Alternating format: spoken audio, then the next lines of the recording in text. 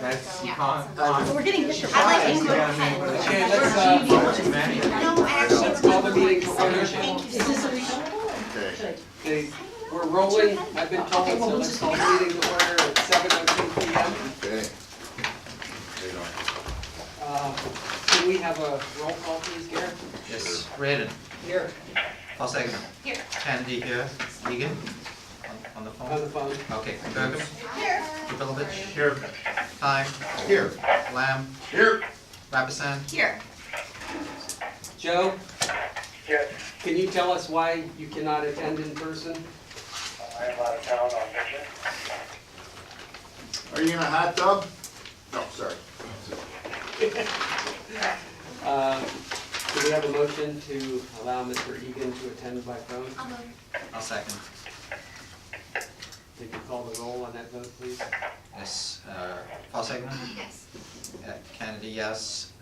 Egan can't vote yet. Bergam. Yes. Kubilovich. Yes. Time. Yes. Lamb. Yes. Rapisan. Here. Yes. And Braden. Yes. Passes 8-0. Okay, moving on to the consent agenda. Do we have a motion on that? Move that we approve the consent agenda as listed, items of extras. I'll second it. Any discussion? Discussion from our big audience back there? No? Did you call the roll, or call the vote on that? Yeah. Kennedy, yes. Egan. Joe. Joe, consent agenda? Yes, Berkham. Yes. Kubilovich. Yes. Time. Yes. Lamb. Yes. Rapisan. Yes. Braden. Yes. Paul Segman. Yes. 9-0. Any comments from the general public on non-agenda items?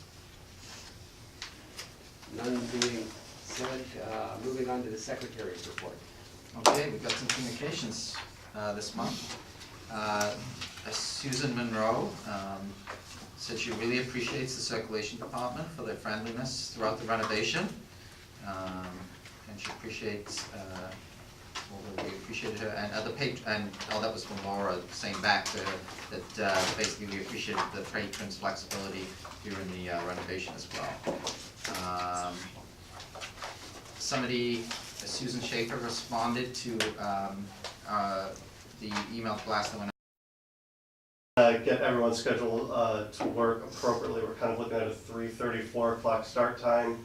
I know it's later in the day on Friday, which no one likes, but I think everyone has an interest in trying to get this resolved as soon as possible. So I will be there, Rick McCarthy will be there, representatives from CSI will be there, and then I bet Heidi, you will coordinate the two board members that will attend that meeting. Yes, and I heard back that time doesn't work for our two frontline. Yeah, unfortunately, I'm gonna be at a client meeting in Ohio on Friday, so I will not be able to attend. I don't know about Steve. I can attend earlier in the afternoon, I can't attend later though. So we thought maybe 2 o'clock if it's possible to Okay, cheat it earlier. Yeah, I'll talk to everyone involved and get back. Why don't we go ahead and set up an alternate early the following week if we can. I don't know if that'll work for CSI, because I believe Pete said he had some In availability. the next 2 weeks. Okay, Not be available. Try and make it on this Friday if you can, okay, you know, move it along.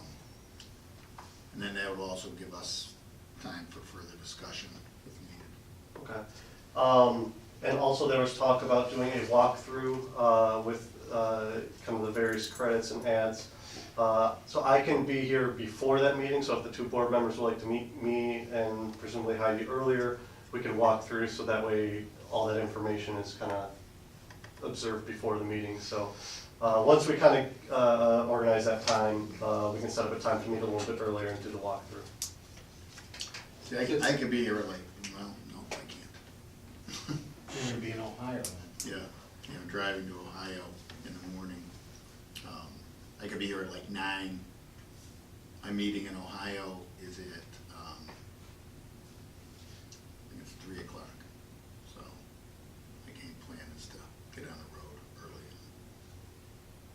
I can also check my schedule and I could try to be here on Friday as well. I can see what I can do. I can make But myself Steve, you can available. be here? I can do it in the morning, yeah. And I can be available whenever you. I just am not available after like 3:00. Yeah, I may be. Unfortunately, I'm not available in the morning. That's 2 Friday. I o'clock have an kind of immovable meeting. 2 o'clock works for Feels like our Steve? best bet if Right, yeah, that 2 can o'clock, work. yeah. Yeah, yeah, yeah. That works for That's me, about the I will latest check I for can go. CSI and Rick and, Joe, That's are the you in latest town I on know. Friday? This Friday, no. Okay. so I'll reach out to CSI and Rick McCarthy. Heidi, I'll let you coordinate, what board members will be there, but we're gonna, we reviewed the list of credits, and CSI thinks that they'll have all that information to us, by Thursday, or Friday at the latest. Carl, I have a question. Once you agree, once you get the punch list prepared, how long will CSI have to prepare to fix everything on the punch list? It's a little bit difficult to say without having completed the punch list inspection. It depends on It what needs to be depends. I mean, done. there are some outstanding items, for example, the door into the main stairway that has a 2-month lead time. So certainly it won't be final completion until that door is in. Okay.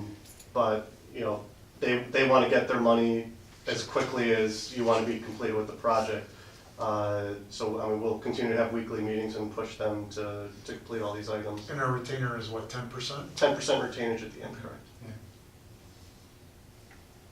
So we can expect a pay application from CSI probably next week. Right, they would like to submit it regardless of the outcome of Friday for the work performed to date and work approved. So I think, once a month, it's expected that they will submit a pay app. Right. So I just want to recognize that, and obviously the 10% retainage would still be there.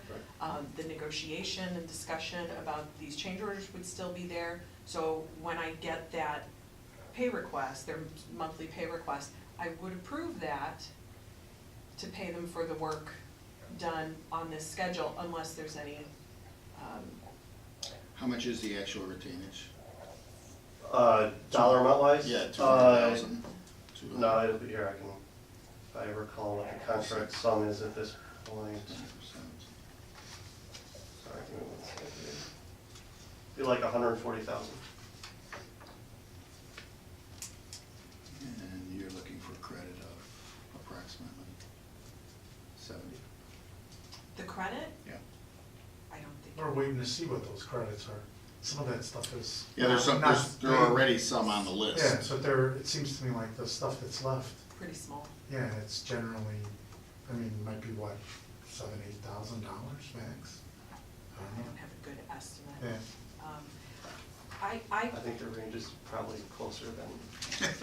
Yeah, no, it Yeah. doesn't look like it's big Right. stuff. Yeah, It's I like mean, on one of the credits there I know is just a few $100s. Yeah, sure. I mean, that's, And I feel like the balance that we need to strike is, to make sure that they are compelled, feel compelled to do the work, but also that we acknowledge the work that's been done so that they can pay their subs, so the subs will come back and do the additional work that still needs to be done on the project. So when we were talking earlier today, I felt like that was a concern that we should address, that I don't want the board to be surprised if I approve this while we're holding other things. Carl, did you have a recommendation for us? I believe, with not having the project manual and the contract in front of me, but I believe the contractor is authorized once a month to submit work, the pay application for work completed. It will certainly not bill on any work that has not, any items that are still up for discussion or has not been explicitly approved by the board. So, I think the board should expect that, and because there is not another board meeting before the end of the month, I don't see any way that this next pay application, even if everything is resolved on Friday, this next pay application will still not have all those items until the board actually votes and approves. Do you have a report as to how much they have paid their subs? We do. We get trailing payroll and lien waivers with every application, so yes, every pay application we note that. Okay, and if you could just provide Heidi with, call it an overview of that. I would think that the subs have been paid all along. Yeah. And they're not owed any more than, call it, the withholding percentage. Yeah, absolutely, yeah. If you look on the G702, the continuation sheet on the back of the pay app, Yes. that has every single sub listed, what they've been paid, and then the waivers where they certify that they've been paid that amount and releasing their lien rights on that portion of work. Yes, so we have all of that documentation. Yeah, and does that spreadsheet say what their total Yeah. contract is also? Yep. So you can extrapolate from that. Just wanna make sure So there weren't Jeff, any let's be I clear. don't see any problem. She should pay the bill. 140 grand is enough to get him to come back and finish, I would Yeah, think. I would think. Great. I hope so. Okay. And then Carl and I did receive information from CSI as to why the delay on the fireplace and the offices on the second floor. With the offices, we encountered some unforeseen conditions. There's some conduit. You want to describe it, Carl? Are you talking about the buried conduits in the dumbwaiter shaft? Yeah. Yeah, there was a bundle of 6, 8 conduits that were buried inside the dumbwaiter shaft that when we tore open the shaft, like, well, there they are right there, and so we had to devise a solution that required some time to go back and forth. They were conduit for what? Electric? So there's an electrical panel on that floor, and there were some, what I would call unorthodox wiring practices used in the original construction, where there was a lighting time clock right next to it that, for example, it's right next to a panel, it was reasonable to assume that it was actually being controlled by that panel. Well, no, they disconnected it, and then there was a lighting issue at the library, and we found out the time clock was actually wired to the panel below. So there was kind of some juggling and trying to reverse engineer what was actually completed, so we could position electrical work in the wall. But yeah, the framing solution has been discussed and agreed upon, so now they're framing and moving out and moving forward with that work. And I think they said middle of next week as well. Yes. For completing that space. Yes, and the change order that we had on the electrical and the framing in that space was about $2,700. So we took some time to negotiate it down, it's $1,500 now. And so I think that unforeseen condition and then taking the time to negotiate the CO was what caused the roughly 1 week delay for that space. And then for the fireplace, it was, they're waiting for the delivery of the actual 2 fireplaces that will go back to back. So that was slated for last week, but now it will be next week. So wanted to make sure you knew where the delays came from. And in the children's department, some of the ornamental lights are in above the desk and above the story time area, and the remaining ones in the lobby will be installed, I believe, by the end of this week. I ran into former President Bob Trisna, who was very impressed with the completion of children's and the work that was done. Just wanted to give Bob some credit. he was one of the first folks on Friday. Yeah, I Does he- ran into him here. He says, "I'm happy and I'm never happy." That's true. Sounds like So Bob. are we done with the inside? The inside? The construction inside, because I want to ask about the columns. Oh, Sure, sure. yeah. Are we done with the columns? We are not, and so the work outstanding on the columns, because winter, there was a delay from the column manufacturer, and I believe the exact reason was given, was that hunting season began in Montana, and that's where these columns are manufactured. So there was some delay in getting the columns, but they are installed now. The sealant was done just to make it watertight. However, given the temperatures that dropped, we did not want them doing painting outside the manufacturer's recommendation. So that work will be held open until April. We did. Hunting season. What's that? Duck hunting season. Right, yeah, exactly. I think it's turkey. Hopefully we don't run into, any more outdoor sporting seasons there. But we did discuss the possibility, and Heidi, I think, agreed with my suggestion, that because really 98% of the work is done, as is common practice, to reduce the retainage down to 5%, that really allows the GC to close out a lot of their subcontracts, because, you know, for example, the carpenter has no more work left. The punch list was done and completed. Heidi received a copy of our punch list. The main issue that we're addressing now is just the way the sealant joints interact with the column edges. Some are more visible than we were anticipating. And so that's something that when the weather gets warmer and they can get the painter out here and do some finish work, that'll be addressed. But yeah, right now that work is kind of just in a holding pattern until the weather cooperates. And when you say the sealant joints, you're talking about both the vertical and the Vertical and horizontal, yeah. Okay. Especially the horizontal. I think the horizontals are the worst offenders. You know, there are portions of vertical joints that I think are really acceptable, considering it hasn't been painted yet. So you really do have a color difference between the column and the ceiling, and all that will be painted. I think a lot of the vertical joints will get close to disappearing, or at least will be something that, unless you like look for it, you won't see it. But the horizontal joints definitely need some work. Okay, but one of the reasons I'm asking a lot about this is Angela just had me sign the last bill, or not the last bill, the second to last bill, Right. and she said 5% retainage. Is there enough there to get the rest of the work done if this contractor decides never to come back? In my opinion, there is. We're really looking at a few days of, you know, a painter out there. It's certainly for a project of that size and for a contractor of the size of KM Holly, they need that money. It's a small project. There's not huge margins. That really represents the only money he's going to make probably on that project. So you know, he certainly calls me once a week just to check in, just so we're always talking. But yeah, I don't anticipate. Is he gonna be able to paint that without one of those lifts? He'll probably bring a lift out here. So that seems like that would be pretty, if, say they did walk away, that would be a substantial cost to have a lift brought out and hire a painter, so it's a little bit more than just hiring a painter, right? Well, he probably pays a few $100 a day to rent a lift. Yeah, the lifts aren't that expensive. Yeah, I mean, they're, No.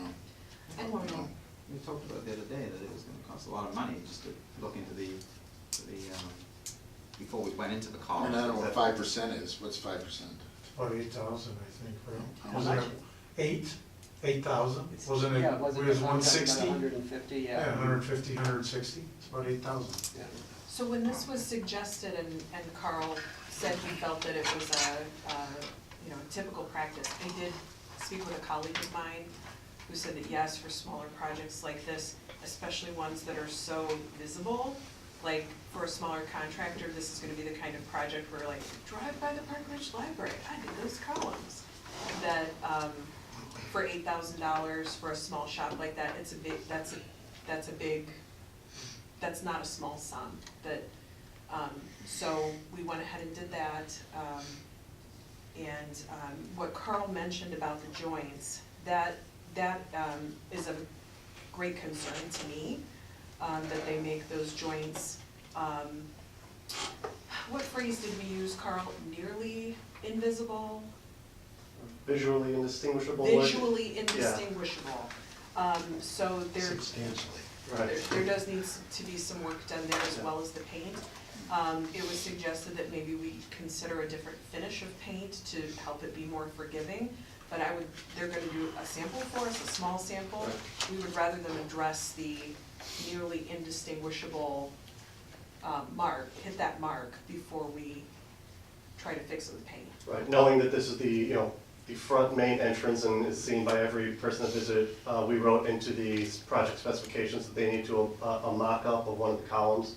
So that way, it's not like they paint all 8, and then we need to fight over, oh no, it's not what we were expecting. They are gonna be doing, either one column or one portion of the column for Heidi, John, and myself to review and say, okay, this is acceptable, this isn't acceptable, we need to revise our practices. So they will be doing that, but again, we're weather limited. But until then, I think that, they match the profile really, really well. I think they turn out nice. We just got to finish the joints, and I think that should be all set. Thank you. And I want to be respectful of Carl's time, if there aren't any other I questions. have one for him. more.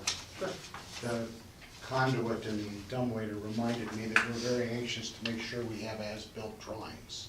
Is that your responsibility or CSI's? That is CSI's. Okay, so- However, something like that, because it's an existing condition, would likely not appear on an as-built drawing. They're responsible for marking up the. Right, I get Okay. that, but I just don't wanna lose, in the great rapture of completion, I don't wanna lose that deliverable. Oh, absolutely. Let's make sure that is on Pete's list, to make sure we get those before we write the last check. Certainly. Yeah, good detail. Anything else for Carl? Thank you, Carl. You're welcome to stay and listen to us for the next couple hours, or you can go. Sorry, I think I need to go relieve my friend who wasn't able to get a babysitter tonight, so he's anxiously waiting for my return. My wife is also at a work function, so Oh, That's a big Carl. Thank you, Carl. Thank you. I almost expect it here. So. Thanks so much. Thank you. Continuing with the report, the new return stations are up and running. We've had, little things that we've learned along the way and realignments that have been made with the settings. Feel like it's really serving us well so far. We did have the wrong shipment from Biblioteca for the self-checks twice in January. Anastasia Rachmache, our circulation manager, did a great job letting them know how disappointed we were and teeing that up for me to hit it home. They have now provided an estimated delivery date between April 2nd and April 16th for the 5th and final unit. Anastasia and her team have come up with a plan so that we don't lose time, that we would install one of the 4 tower kiosk checkout stations in the lobby and make sure that we are able to beta test the new checkout equipment with the public from our desk, from our service desk. So she's got a rollout plan that she's gonna go ahead and she's already putting into action. Staff are training right now on one of the checkout stations in their workroom, and she anticipates bringing that out to the lobby March 1st. But thank you for making good with a bad situation. Any questions for me about 3M or Biblioteca or that equipment? Just out of curiosity, because I actually haven't used one of the checkout stations.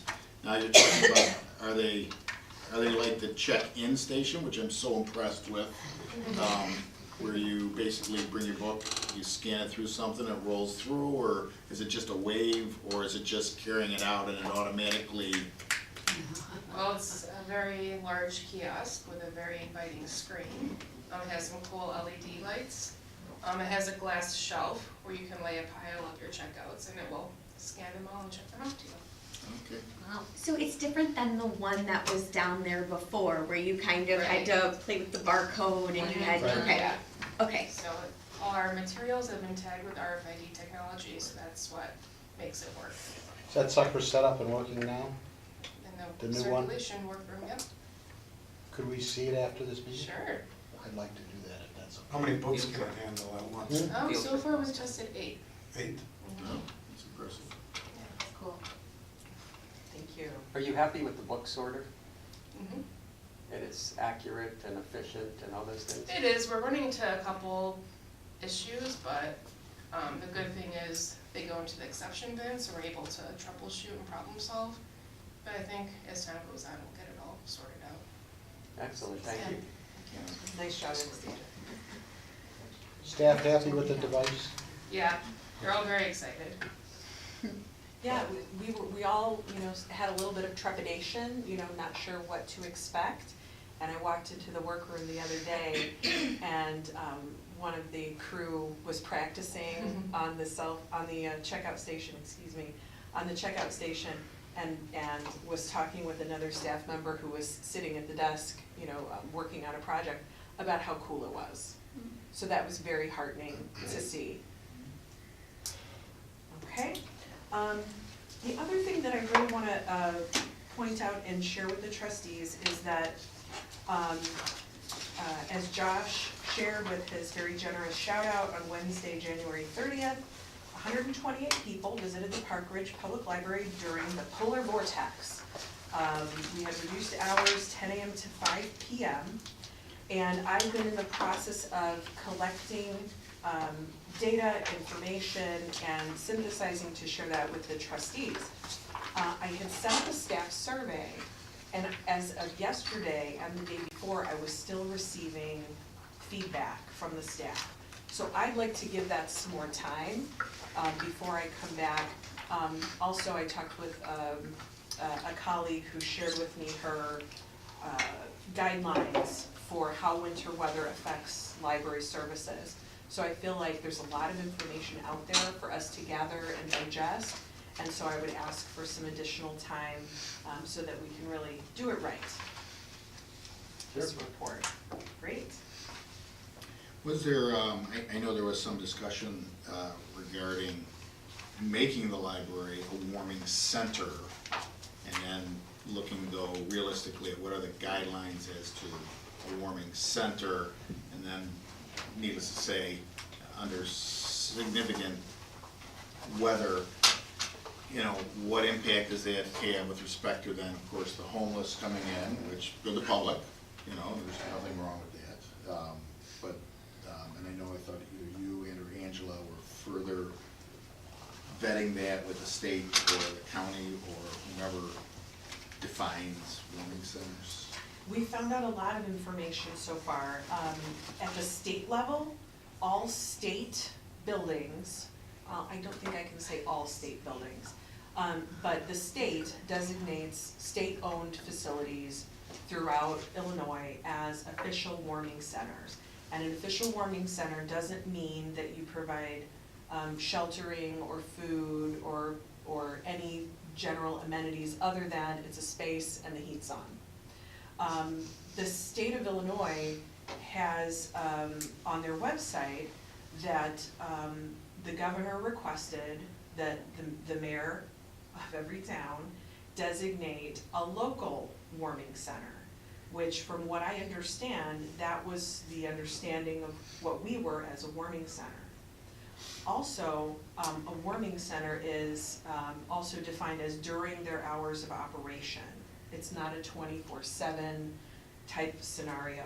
So some libraries, as I understand it, have chose to interpret that, well, if we stay open, we're a warming center, but if we close because of a warning or a governor-issued state of emergency, then we're not a warming center. We're only a warming center when we're open. I do understand that warming centers can also be designated at the county level and have similar requirements. To date, I've only delved into Lake County, to get some guidance, but I think basically what it comes down to is, as I mentioned to the reporter who contacted us, we know that the services we offer are of great importance to the people who visit the library, to the community of Park Ridge. We know that, and we know that the people who came in that day came because they needed to use our services, wanted to use our services, and benefited from them. I think the thing for me that was really tough was to say, okay, there was an official state of emergency issued by the governor. He did also mention in his statement it was so that municipalities could get state aid if necessary. So he did qualify the statement with that information, but I felt as though it would be helpful for us to have a sort of if-then type of understanding of what we do in these scenarios, and make sure that we discuss that with our mayor, and make sure that we're In making the these interest of time, recommendations. why don't we please. get this into a report and a recommendation, and then we should then consider it, Thank you. okay? Thank Rather you. than- I would just add one qualifier to that. If there is state aid available, then, it's going to other towns, then to see if there's something that we could also get to, if that is part of the recommendation. My understanding of that's if there's damage, devastation, that the state Oh. aid would come into play, not Oh, it's necessarily not. for manning emergency services. Okay, not Necessarily. for keeping a Warman Center open, there's no Not- aid for that, or not as county much. aid or anything like that, no. And yes, thank you, Josh, I get excited about this topic, thank you very much. And yes, the staff were tremendous that day. So those were the highlights that I wanted to share. If you have any additional questions for me, I'd be happy to answer them now. Just one quick thought on the innovative drive-up stations, Oh, the concierge. curbside pickup, Right. yes. I'm wondering if it wouldn't be valuable to move that to spots in the back of the library. Just because I think that a lot gets lost on Prospect. Well, And- that's a favorite Starbucks parking spot. Exactly. So Yes. as we consider the parking lot adjacent to the library could perhaps have one or two spots so designated. That's a great suggestion, thank you. Anything else on that, Heidi? Unless you have any questions for me. Questions? No? Okay, moving on to committee reports, planning and ops. Okay, let's see here. Planning and ops. We have a motion to approve the purchase of meeting room chairs for sum not to exceed $19,999.00. We had some discussion on this, and I can attest to the ratty nature of the existing chairs firsthand. So, I have some thoughts. It's okay. Joe, Joe. if you can hold off just a second, Heidi was, I think, getting ready to talk to us about the memo Okay. here on page 61. Sure. You don't have the luxury of looking at it like we do. as I draw a breath. Yeah. So unfortunately, I'm not yet ready to make a recommendation, but I definitely feel like it would be of value to hear from the board if the format for the assessment and the criteria are more in line with the board's expectations for this purchase. And then from there, I hope to have the samples and quotes on purchasing other options at quantity prior to the March committee meeting. So the difference between what you presented last week and this week is that it's cost, quality, and weight is kind of what you looked at now. Right, based on our discussion, those were the three, and I weighted them equally. And have an example here of the scoring. You can see that there are sections that are not yet filled out because I don't Sure. haven't No, I sat was in just them yet. making sure those are the three that you were looking at. Yes. Okay. So does the quality rating, that includes not just comfort or appearance, it also includes durability? So I'm assuming you pay twice the amount of money, they last twice as long. Warranty, reviews, user, if they're happy with it and have reported. So yeah, we lumped all of those in together. In terms of like a lifespan, Yeah. I don't think I can really speak to that, but all of the products we're considering have a 10-year limited warranty. They all do. Yes. That's what I struggle with. You know, I like the fact that they're more easy to stack for the staff and, appearance and comfort, but, if we have to pay twice as much and we're not gonna get any longer period of time out of the chair, I think that's just a lot of variables to roll up into one It really is. decision, so I can see why it's been a struggle. Well, and you can see with the scoring, and I don't wanna forget about Mr. Egan, and his comment, but, as you can see sort of from this rough outline, I think we're probably, running the risk of having a three-way tie. I noticed that. So, John has been really helpful in assessing the 2 chairs that we've received to date, the 2 of the 4. Seeing cleaning solutions, seeing what a scratch looks like on the underside.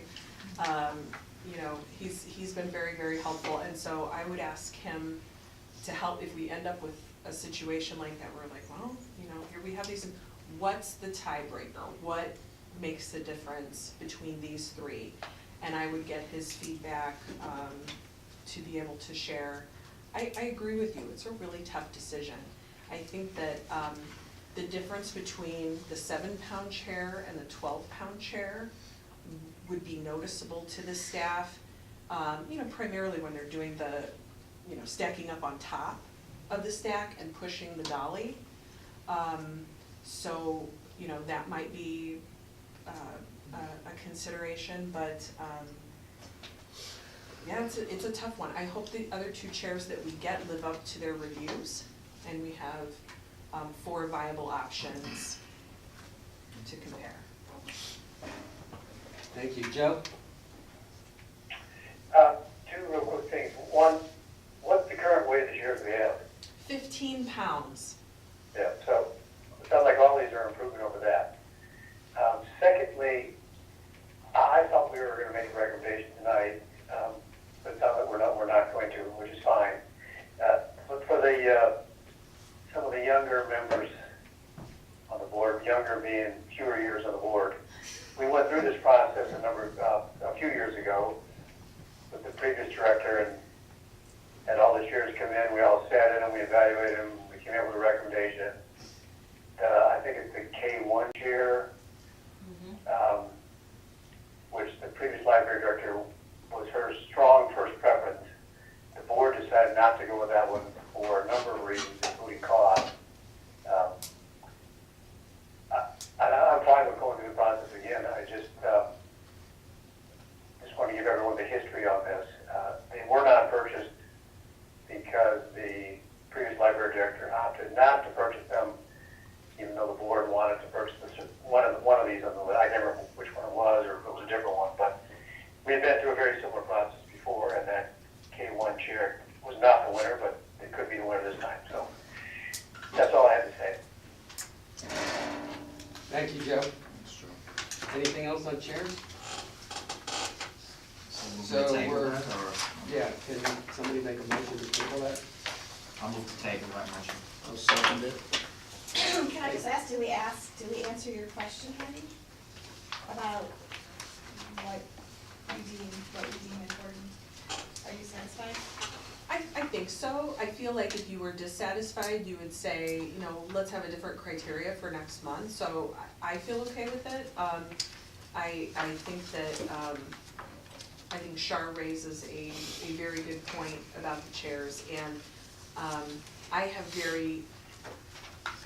very opinionated about the weight of the chair and what a difference that makes in when someone needs to do a 30-minute transformation of that room, pulling out 70 chairs, and oftentimes it's one person doing it, pushing the dolly and doing that.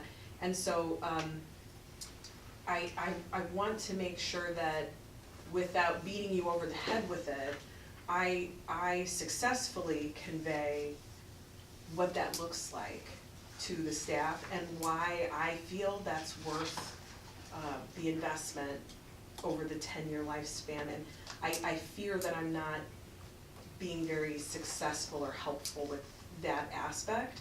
So I'm glad to have a little bit more time, maybe to think about it. If you have feedback for me, you know, before the next cow, or I'd be happy to hear your thoughts. Bring in a stack of chairs and make us all lift them. That's not a bad I'm idea. just That's kidding. actually a good idea. The chair that you want, you hold up. And the last man or woman standing. It's their pick. That's a good one. So I'm happy to give that more thought. and more preparation for the next cow, so I think it's good that we'll have a little bit more time to better prepare this. Okay, thank you.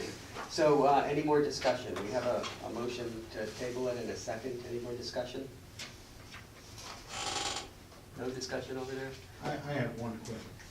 Is it, if we limited the amount of money we're gonna spend as a total, and trust the library director to make a decision on our behalf, I mean, we're not gonna get these for $10,000, maybe, and it's not gonna be more than $20,000. So my inclination is to say, the library director has been given our guidance, our wisdom. She does not need our butts to make this decision. I think, in my opinion, we shouldn't table this. We should authorize her to go buy some chairs. I agree That's my with that. opinion. I agree with that. I've always thought that, you know, gosh, what I like in a chair shouldn't dictate the entire building, especially if John's the one that has to haul them around, stack them, and take them out. And I mean, I remember the sticker shock when Joe described our prior process where we looked at these, and I thought, oh, 8,000 versus 18,000. This K1 isn't worth that. No way. I was absolutely against it. But when you put it that way, flipping a room in a half hour from going from one program to battle the books and then another meeting, and if there's a 10-year warranty on these chairs and we pay 18,000 versus 8,000, that's only 1,000 a year. And that could preclude like a back injury or some other job. I mean, 1,000 a year for all that convenience and the ability to fulfill our program obligations. I mean, that's, when I look at it that way, 10 years, then I'm really more convinced. And I think you had also mentioned, I'm sorry, that the warranty on some of these 10-year chairs was a 10-year on the frame only. Well, the frame. Not these. Okay, okay. If it was limited like that, we Yeah. eliminated it. Okay, all right, good. I'm sorry. No, Sorry no, to- no. No, but I'm supportive I of your, agree. of your motion instead of tabling it, maybe just deferring. You know what, I understand the sentiment, if I can bring maybe a little bit more pragmatism to the issue. Our purchasing policy requires that not only do we have 3 bids, but that we actually vote on what we're gonna spend and who we're gonna spend it with. Okay. So I think we'd be violating our purchasing policy if we did that. Well, making the decision, not confirming what she decides. I mean, we have to vote on it, Oh, obviously. okay, I thought you meant vote. Okay, No, well, I'm Get talking about the policy. actual decisioning. The Okay, actual on this chair. bidding process of, Yeah. is under $20,000, right? Quotes. We under need 3 20. quotes Right. under 20 grand, but Then not you- actual bidding. I see. Bidding's above 20 grand, where you write the specs and put it out. Okay. But I still think we need to vote on an actual amount of money to an actual vendor, true? Oh, I yeah, agree. Okay. absolutely. Okay. But I too appreciate the thought. So I will get, the awesome team, Jody has been on how many chair websites in the last, she's been amazing. Thank you, Jody.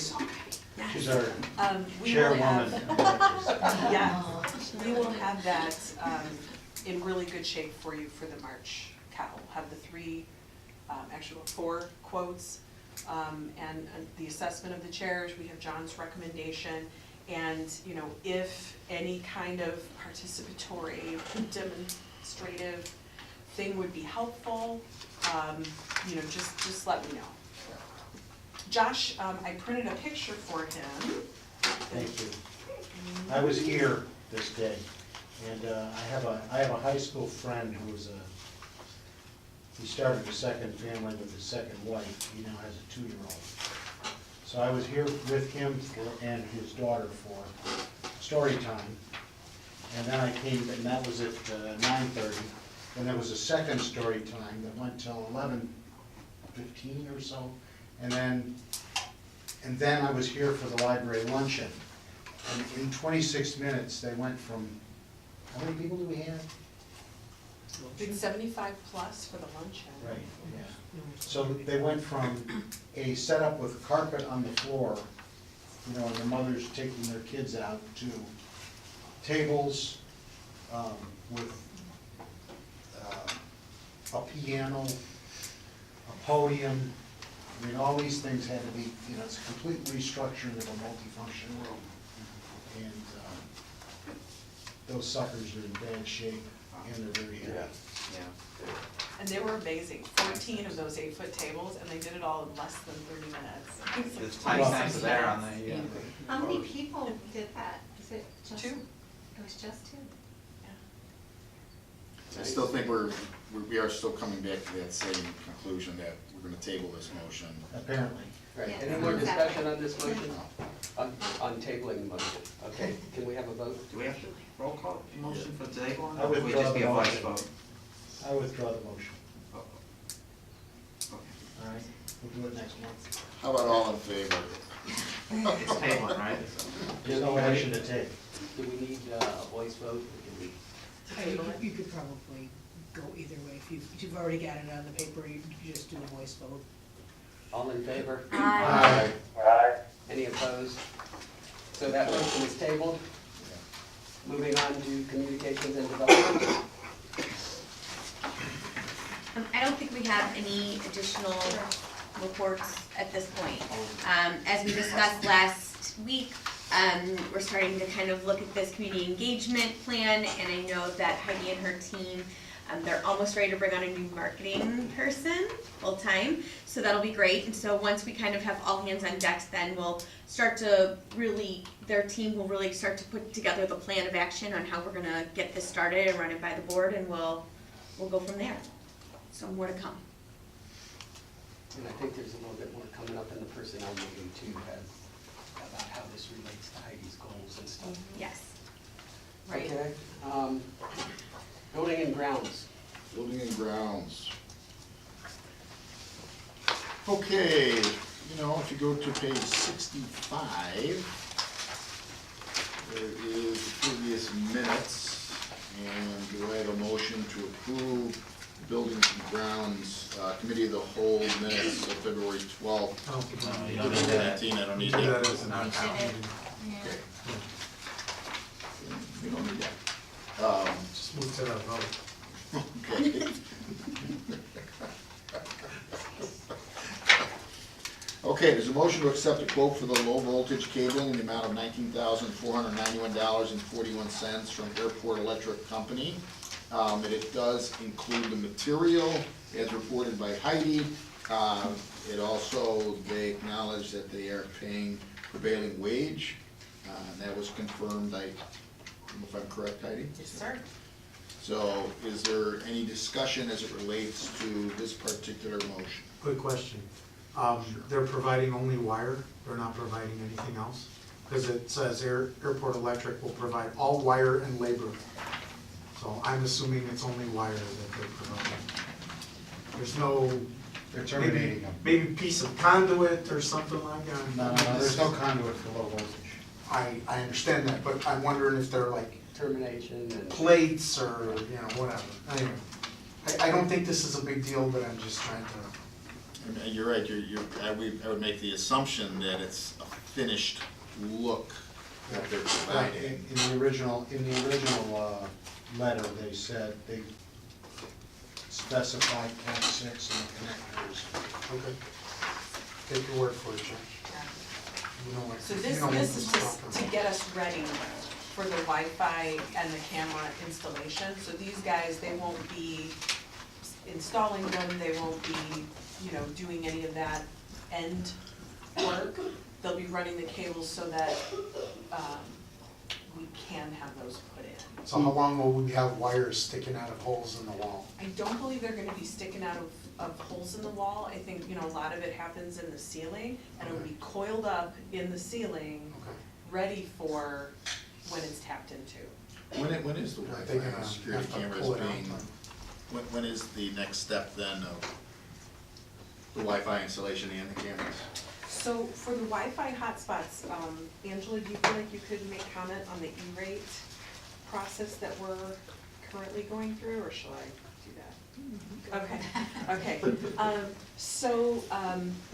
CVI, our tech consulting and service providing firm, has been walking us through the process of applying for E-rate discounts for equipment. So the Wi-Fi hotspots, the administrative staff right now is preparing, do they call it an RFP? E-rate. It's a Form 470 with an RFP attached to the form. So basically, it's a government subsidized discount for schools, libraries, et cetera, that if we follow the Child Internet Protection Act, SIPA, and have filtered internet, among some other qualifications, we can qualify for, we're hoping, a 50% discount on this equipment.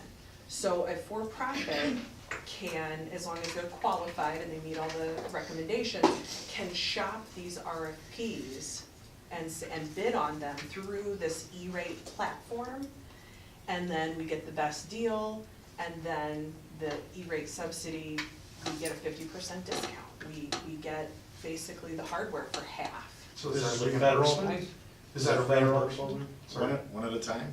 So it is federal, and we're going the route of not doing the reimbursement, but the vendor gets reimbursed. So because that has a specific time frame, we wouldn't be able to start the project until July. We wouldn't be able to install, but we thought that'd really be worth it to save that That's a great idea. kind of money. That's great. So we're green with this process. We're, double checking every I and T and making sure they're all good. But the application is due by the end of February. And things are looking good, and as long as we do everything right, we should get Is there a excellent head count pricing. as to cameras and Wi-Fi antennas or whatever? Are we talking 25, are we talking 105? I did I don't not, so we have 36 camera locations that we're looking at, Okay. and 25 wireless access locations. I don't have with me, this would be a phased. So we don't have to buy them all at once. Right, so I'm sorry, I don't have the exact numbers with me. No, I'm but just trying to get my head around what's the scope of it. And then if, in your application, do you have to tell them what your scope is? I would think you would. Oh, yes, I'm sorry, I just don't remember the number. Wonderful Ed has been championing that Okay. project, so I can get that information to you via email. I'm Okay. sorry, I don't have it. Oh. And I'm sure you told us this before, but remind me, are any of these security cameras gonna be outside?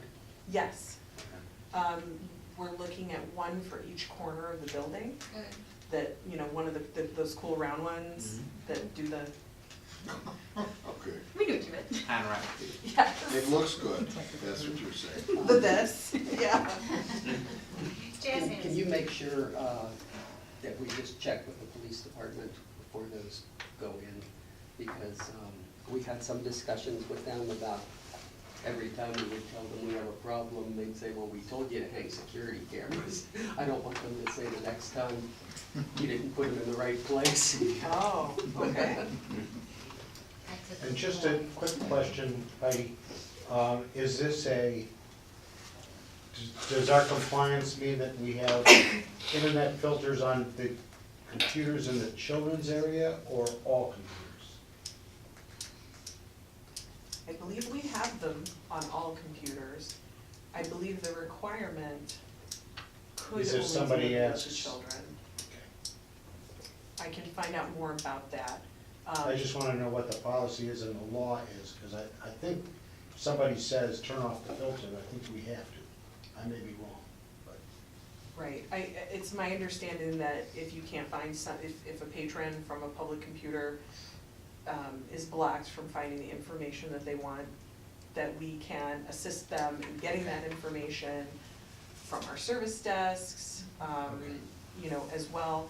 In the, how it's turned off, I'm still learning a lot Okay. about this.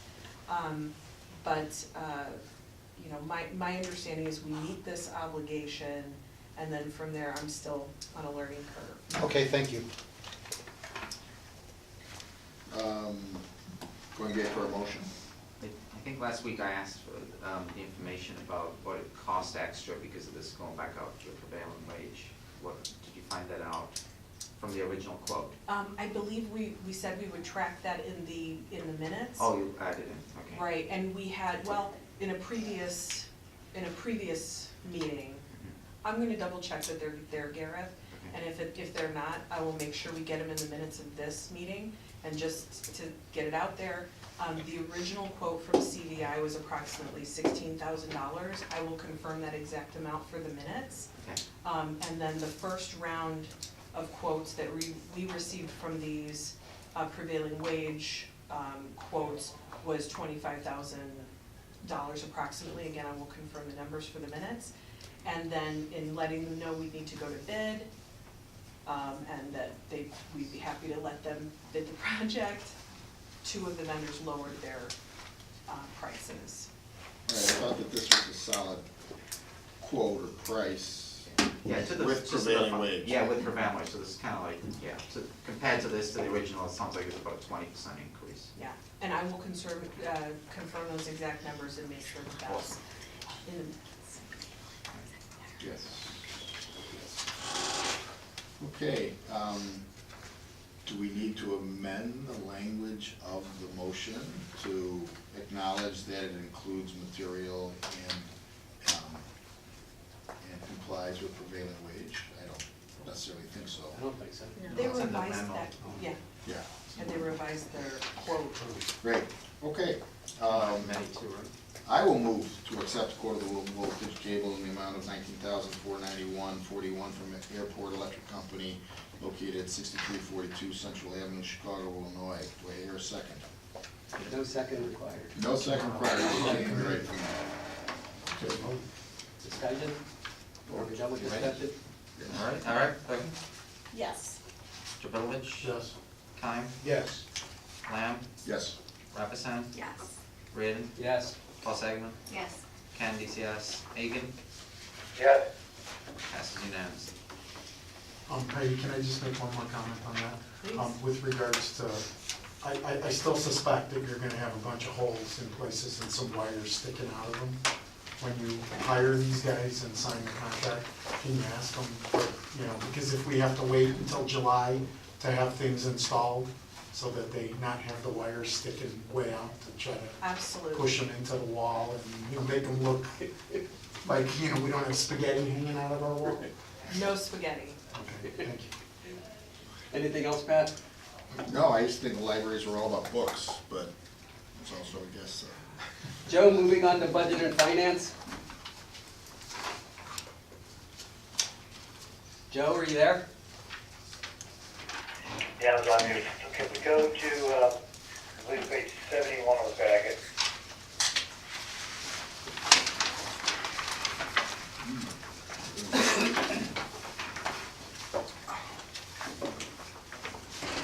I assume this is the page you want to talk about? Absolutely.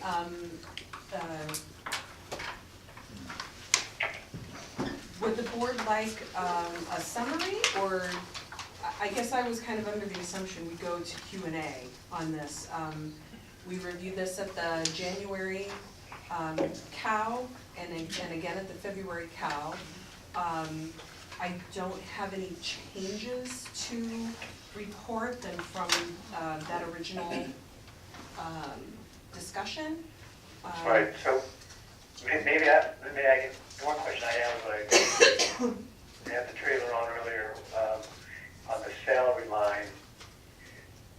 Why do we have it at 2.4 million when we're underspending our 2.4 million budget for this year? Sure. Angela, do you happen to bring any of the staffing detail other than the departments? Okay. So when Angela and I first started talking about the staffing, what we started with was making some realignments that had already happened in real life in the budget. So this person had been transferred to this department, but those funds were still allocated to that department. And so, you know, we did a lot of remapping, and we also did some forecasting about what we think, you know, we would need. And at that point, we had made the decision to combine the reference and reader services teams into one department. We had two great managers, and so one manager became the adult services manager, and then the other manager filled a position that had been open for over a year. And that position had been budgeted for this fiscal year. So that's one of the reasons, and I know this doesn't address your question yet, Joe, but give me time. So that right there was it $100,000 or so, 90,000? That, you know, was never gonna be spent this year. And we didn't fill that position with an outside staff person, we moved someone over. Yes?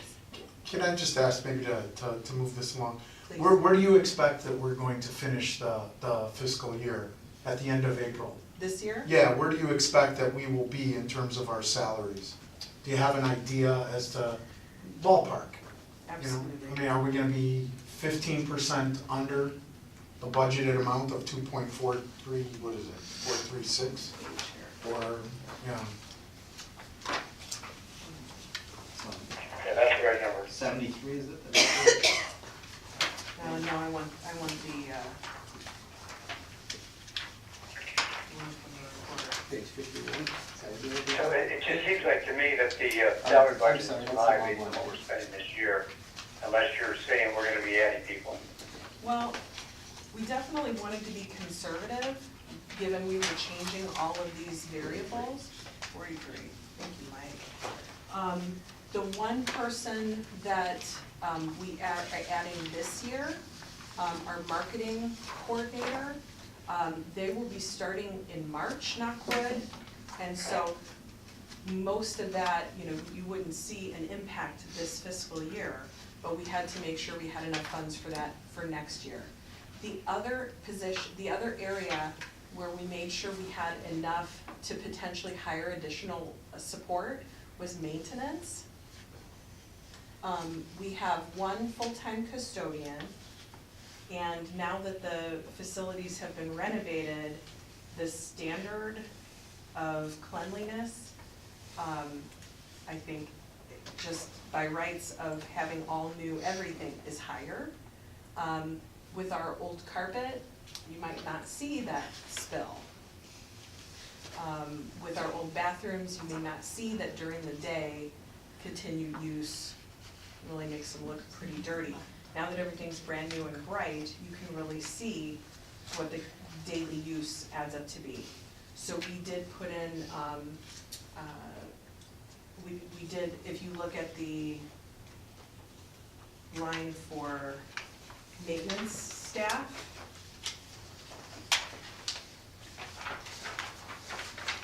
that's on page 73. And you look across that line from the fiscal 19 budget to the fiscal 20 budget. You can see that we put in enough funds there to potentially increase the hours of some of our part-time staff, to potentially bring in additional part-time staff, or potentially have an evening, afternoon, evening, full-time, second maintenance worker. That's not something we determined yet. We felt like it was too early to make that decision, but we wanted to make sure there were funds there should that prove necessary. We could talk through each one by department, and then you could see where some of the funds,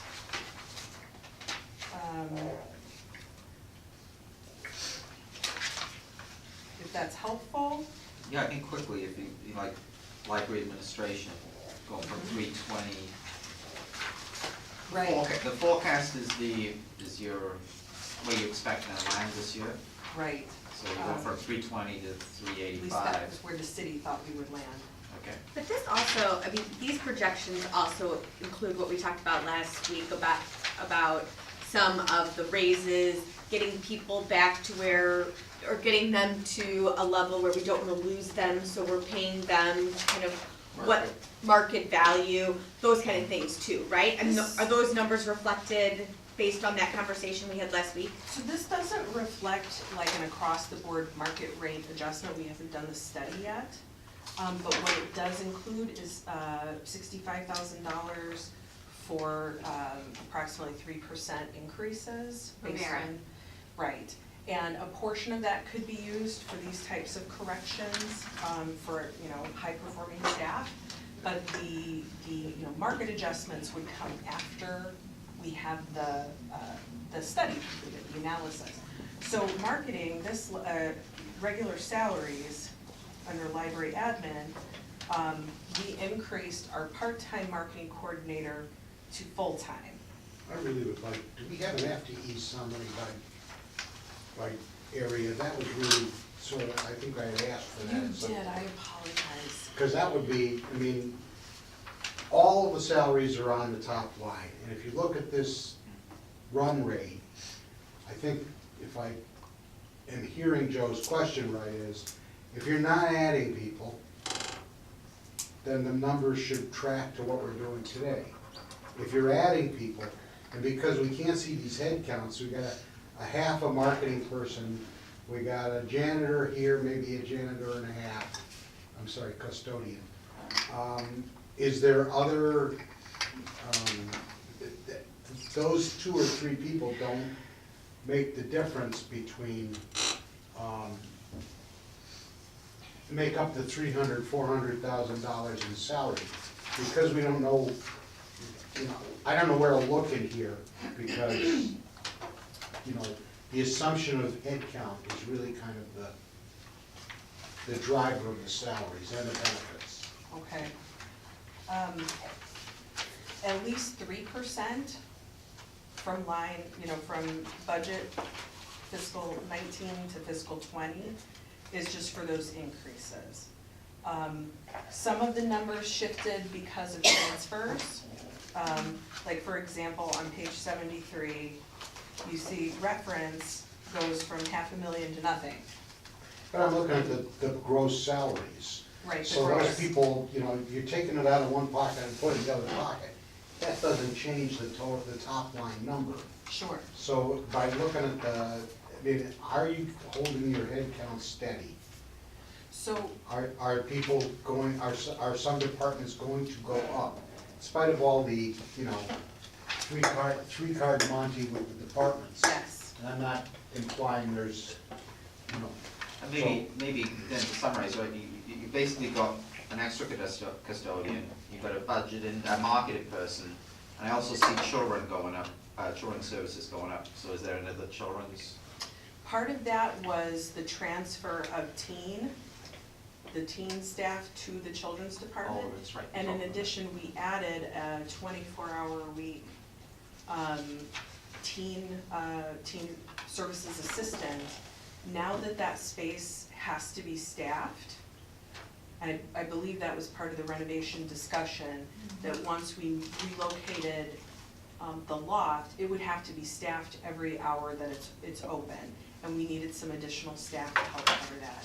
I want to make this as transparent and clear and as easy to follow as possible, and I think I'm not talking about it very helpfully, sort of jumping around line by line. I would be happy, Josh did request that, I apologize that I haven't provided that. We added the teen position, we added the marketing, part-time to full-time. But then, to Joe's point, we didn't replace that manager position. So all of these pieces moving around, it's gonna be a lot easier to see on paper. For me to say, here's what we're looking at doing. Is it an FTE head count by department?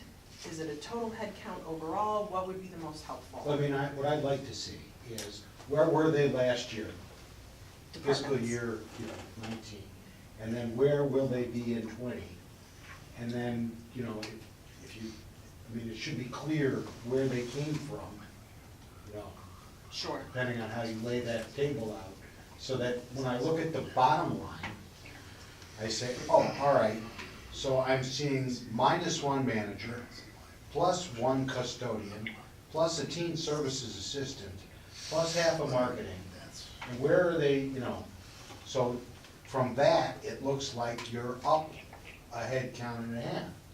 That would explain some of it, but I would really like to see that in a form that we could get our hands around. Right now, But if you're just talking about what you just said a second ago, moving people from one Right. pocket, using money from one pocket to the other pocket, that's not answering the initial question, Right. which, so I don't think getting a chart that says this person came from this department. I don't need that, I don't need the, I don't think need the that's gross gonna help us numbers. figure Yeah. out what that money is being used for. It is, because if your head count is not changing, then your salary line should only be changing by your raises and your, But do you wanna know that by department, or are Yeah. you I wanna concerned know- with the bottom line? I'm concerned with the bottom line, but each time we, oh, well, both, yes, it's really a good question. Because I think- presumably, we're gonna be putting more people in customer-facing positions eventually, correct? Is that part of the philosophy? More people in customer-facing positions. Well, Um, that's where our best value is provided. I mean, obviously, we have to do the job of the tech services, the job of, you know, shelving, the job of, I mean, we want to see, I think, you know, if we need a custodian because now we got white stuff and we had darker stuff, that's fine, we need to look at that, we should know that. But we can't address the numbers of the salaries and the benefits, which are the bulk of the situation, until we know what you're thinking in terms of how the staff levels are gonna go. sure. Heidi, do we have to approve this month? Can I wait? No, what we talked about at the COW was that March 19th is the next board meeting, and our budget hearing with the city is on the 20th. So if the board were to make changes to the budget between now and then vote to approve that revised budget, at that budget hearing, we could say, what you have in your budget book says this. When the board voted last night, they reduced this line, increased this line, and the bottom line's the same. So we do have another month. We have another month. That is the short answer. So I understood this entire discussion. Joe, please correct me if I'm wrong, but I understood this entire discussion to be centered on this idea that since we're spending right now at the February 15th, we've spent $1,514,000 on salaries, and our budget was $2.436 million. You know, how does, we're far under our budget for this year. Shouldn't we perhaps consider budgeting less for salaries for next fiscal year? Am I correct, Joe? Absolutely. Okay, so, At the 75% for the year, we're over $300,000 below our budget. I assume right, we're not gonna have any surprise for the last quarter, that's gonna grow to maybe 400,000. And yet our salary expectation budget for next year is basically the same. My expectation was, I thought that salary line would come down, so would the benefits line come down, coupled with the fact that the 3% increase we're talking about is 72 grand. That doesn't explain $400,000. so let me, But I'm expecting that line to come down, not to stay the same. So I ran a quick, you know, it seems to me, and Angela, maybe you can confirm this if I'm wrong, but it seems to me that roughly speaking, we're paying about $80,000 every pay period in salaries. That's just what I calculated, extrapolating out, Yes. okay? And we have, what, 5 more pay periods in this fiscal year? You know, 1 more in February, 2 in March, and 2 in April, roughly speaking. That's. There's a third in March. Yeah. It's every two- Okay, it's- okay, it's so every that's 2 400, weeks. that's roughly speaking about $480,000 that we would add on to this figure here, which brings us to about $2 million total paid in salaries for this year. Okay, so I think again, very rough figures, but I think what you need to do is to come back and tell us does that $2 million in salaries that we paid this year, is it going to change dramatically for next year? Such that we keep this $2.4 million as part of our budget? Or is it going to remain more or less the same? And if it is going to remain more or less the same, then I think Joe has a point. Maybe we should bring down the budget for fiscal '20. I understand. And I think also as part of that, I think you should have in there something that outlines these, you know, standards, rates that you'd like to bring people up to keep it, you know, to keep them, what did you say before? This, competitive, the rate, you know, some of these jumps you'd like to do along with the increase, and include all of that information so we can make.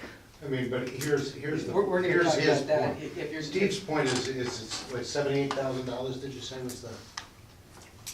Yeah, so- About 80,000 a pay period. Let's say, yeah, but I mean, the question was how much is dedicated to the 3%? 3% would be Oh, I forget. 72,000. 72,000. Sorry. So if we made that 144,000, doubling that amount of money that kind of goes into raises and current staff, right?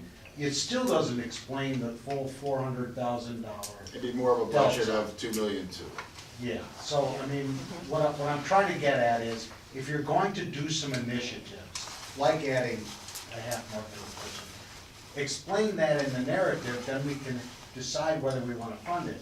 Right now, what we're looking at is, you know, the opposite of zero-based budgeting, which is, look at what you got today and carry it forward with a 3% kicker. The other thing is though, I think to offset this slightly is employee benefits seems to be at a higher rate than the salary, than you would have expected from the salaries in last year's budget. So, because we're 71% through the employee benefits versus 62% through the salary. So I would make sure that if we can get that distribution right too, if you do need to take, it seems to be employee benefits going up more than is it 5% that it might have been? It might be going up at more than that 5%. So I think it might be reflective of moving some of the dollars too from salaries to employee benefits. If I could make a comment on zero-based budgeting just for a second. We had a discussion, and by we, I mean Joe, the finance committee, Heidi and Angela, about not doing zero-based on the employees until the renovation was done and we figured out what the workload was and where the people were deployed and all those sorts of things. Well, that's exactly what I was still asking Right, for on the right. FTE report, because now that, you know, once we get a sense of how the check-ins and all that other stuff lays out, and how the patron services, new patron services initiatives, however Heidi sees 2020, 2021 allocation of her troops, that will help us inform, you know, you can't do the budget unless you know where you're going, what we're thinking of doing, right? So that's what I'm really just been asking for, right? Yes. That's the skeleton that the whole thing gets built on. Which Angela and I did together, Right. but we haven't prepared a report for the board on that. And the other piece, that's the skeleton, the other piece that I think we've heard loud and clear is, the 2.4 is about 400,000 more than the run rate, so what's in the 400,000? Sure. Some of it is raises, some of it's a half a marketing person, or maybe a whole one, since we didn't have the original half of one. We did have the original half. I mean, we didn't have the person, right? We didn't have the spending, oh, we did have. We had a spending? half of a person until November, Right, so so we were missing half a person half a year I see. in the run rate. Yes. You know what I mean? Yes, Okay. absolutely. Right, and then the benefits of a full-time versus a part-time is of course part of that whole equation. Yes. Okay. Joe, anything else? All right, yeah, I have one last comment, then we'll close this and move on. As it relates to the study for employees and where they fit in the market, a previous board did an analysis of that a few years ago, and we did adjust a number of people for that. My impression at this point point in time is, I don't anticipate much, if any, adjustments that we needed, since we just finished that a couple of years ago. And the determination that was made back then, which was not that long ago, we were very competitive. We had a few people we needed to adjust for. I don't anticipate that changing, along with the fact that we are not seeing turnover. We are not losing people in the last couple of years to other libraries or other employment opportunities. So in my mind, the data is telling us we have it about right the way we're structured right now. So I don't anticipate this study to provide a whole lot of information that we don't already know, that we're not already seeing in the data.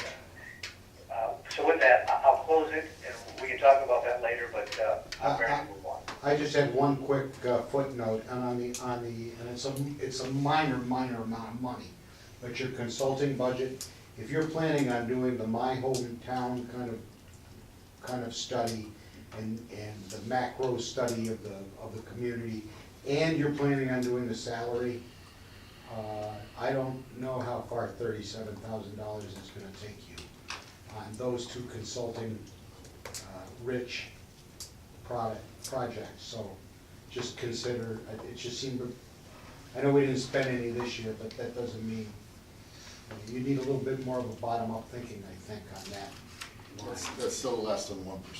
But I know, it's, yeah. And actually, Joe, I don't necessarily agree with your statement in terms of, we haven't lost some good people in the last 2 years. I think you may be thinking of head count, not necessarily the quality of certain employees. But that's, So we'll let Heidi to give us a list of who we've lost in the last 2 years. okay. That'll be part of our analysis. Okay. I just wanted to say, I think, for part of the consulting piece, I mean, for the hometown stuff, we already have a relationship with Gale Analytics, so there's some kind of deal, we got a relationship for advice on polling and methodology And for market, and market marketing analysis. to gather information from the community on what they're thinking, that type of thing. Yeah, and I suggested, talking with Karen on that, because I was mentioning the other day that when, and I don't remember the timing, but remember we were talking about getting in touch with dormant users, the people in the community that don't yet have a card, and really understanding why they don't even hold a library card, let alone come in, and the different ways we could reach out to that segment of the community. And it would be, it could be polling, it could be home visits, it could be study groups, and that type of thing. But we were talking about the volume of people you talk to when doing that kind of, or gathering that kind of information, isn't it as important as whether the sample is representative?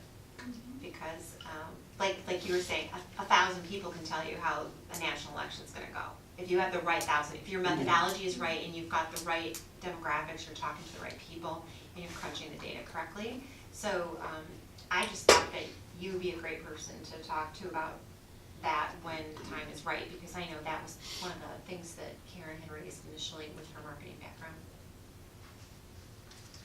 I think Lauren and I, Heidi talked about that, so yeah, we're on board for that. I can take another look at that, Josh. In terms of a, market pay analysis, I'm looking at that as being maybe a smaller scale project. When Northbrook just recently had 20 of their job descriptions evaluated, it cost them $6,000 through the HR source that we're a member of. So I think that one is a little less costly than maybe we might imagine. But we'll take another look and make sure that's where it needs to be. okay, thank you. Yeah, and thank you for your patience about the FTE count. I apologize that I forgot to provide that. So Joe, are you looking for a motion to table this? Yes, I am. So I'm going to table the budget discussion until next call. I'd second that. Garrett seconds. Discussion? All in favor? Aye. Aye. Opposed? Anything else, Joe? No, that's it, thanks. Personnel? Over to you, Shar. Okay, great. So I think most of you got my note for what we accomplished on Monday, and I thought I could just kind of add a little more detail and color to some of the things we talked about, just mainly to keep you completely up to date on some of the different things we talked about. First of all, the job number one is to confirm that we have an FY19 director evaluation sheet that everybody is in agreement with. And I sent that out, and really the main changes were for two of the KPOs that we thought were not as important this last year during Heidi's first year because of the renovation, because we were repairing board communication with staff and community and all that, and personnel changes on top of all that. That was a truckload of things on her plate. So we thought it wasn't necessary to put a numerical score next to a strategic plan, since that's really not in play anymore. And then the other thing was, let's see, what did we change? Community engagement. Community engagement, because that was something that was being teed up with the communications committee. And I know you guys talked a lot about laying their groundwork, but that was also not something that was top of mind this past year.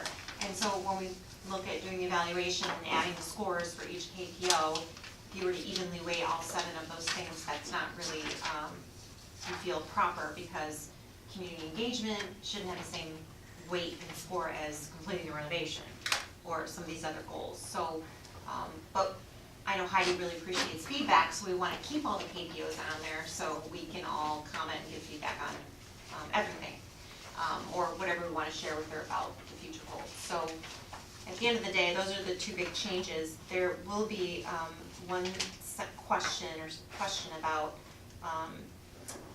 community engagement added into the personnel leadership KPO. So you see the KPOs are stated for questions. There'll be one in there. So there still is a piece of that there that you can kind of consider when you're putting together your score for personnel leadership. So there'll be 5 scores. We'll average them, and then we'll weight them and average them, and that'll be the process. So we just need a consensus on whether this form is okay with you all, and then take it home, fill it out, get the results back to me by March 1. I'll consolidate them and send them back out to you all. We'll keep the comments anonymous. And then you'll all be prepared when we come in on March 12th's COW to talk about the results and make a compensation decision. So because I'm new to the process, I just had a question. So we fill out those forms, we send them all to you, you compile them all. Are all the comments included for her, for all the feedback? Yeah, so what we Okay. thought we'd do is, because it is true that,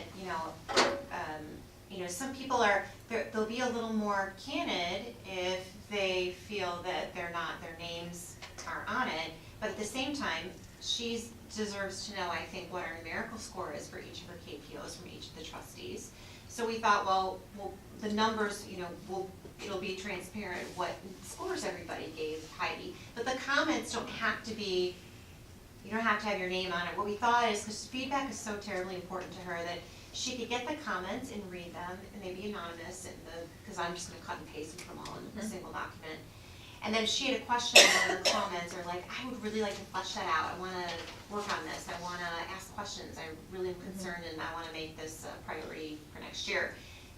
I can go back and ask that trustee, can I tell her that it was you? Do you wanna meet with her? Do you wanna, because, I know that's kind of how she rolls, right? Sit down, let's talk about it, coach me. So, but you don't have to if you don't want to, because we don't wanna corner a trustee into doing anything you don't want to. So That was the kinda how scores are all average, or will she see that she got a 3, a 5, a 2? So she'll see the numbers from each trustee, but I not see. the comments. I see. Okay, good. Yeah. Unless we all Unless agree we wanna to do make the something comments else. transparent.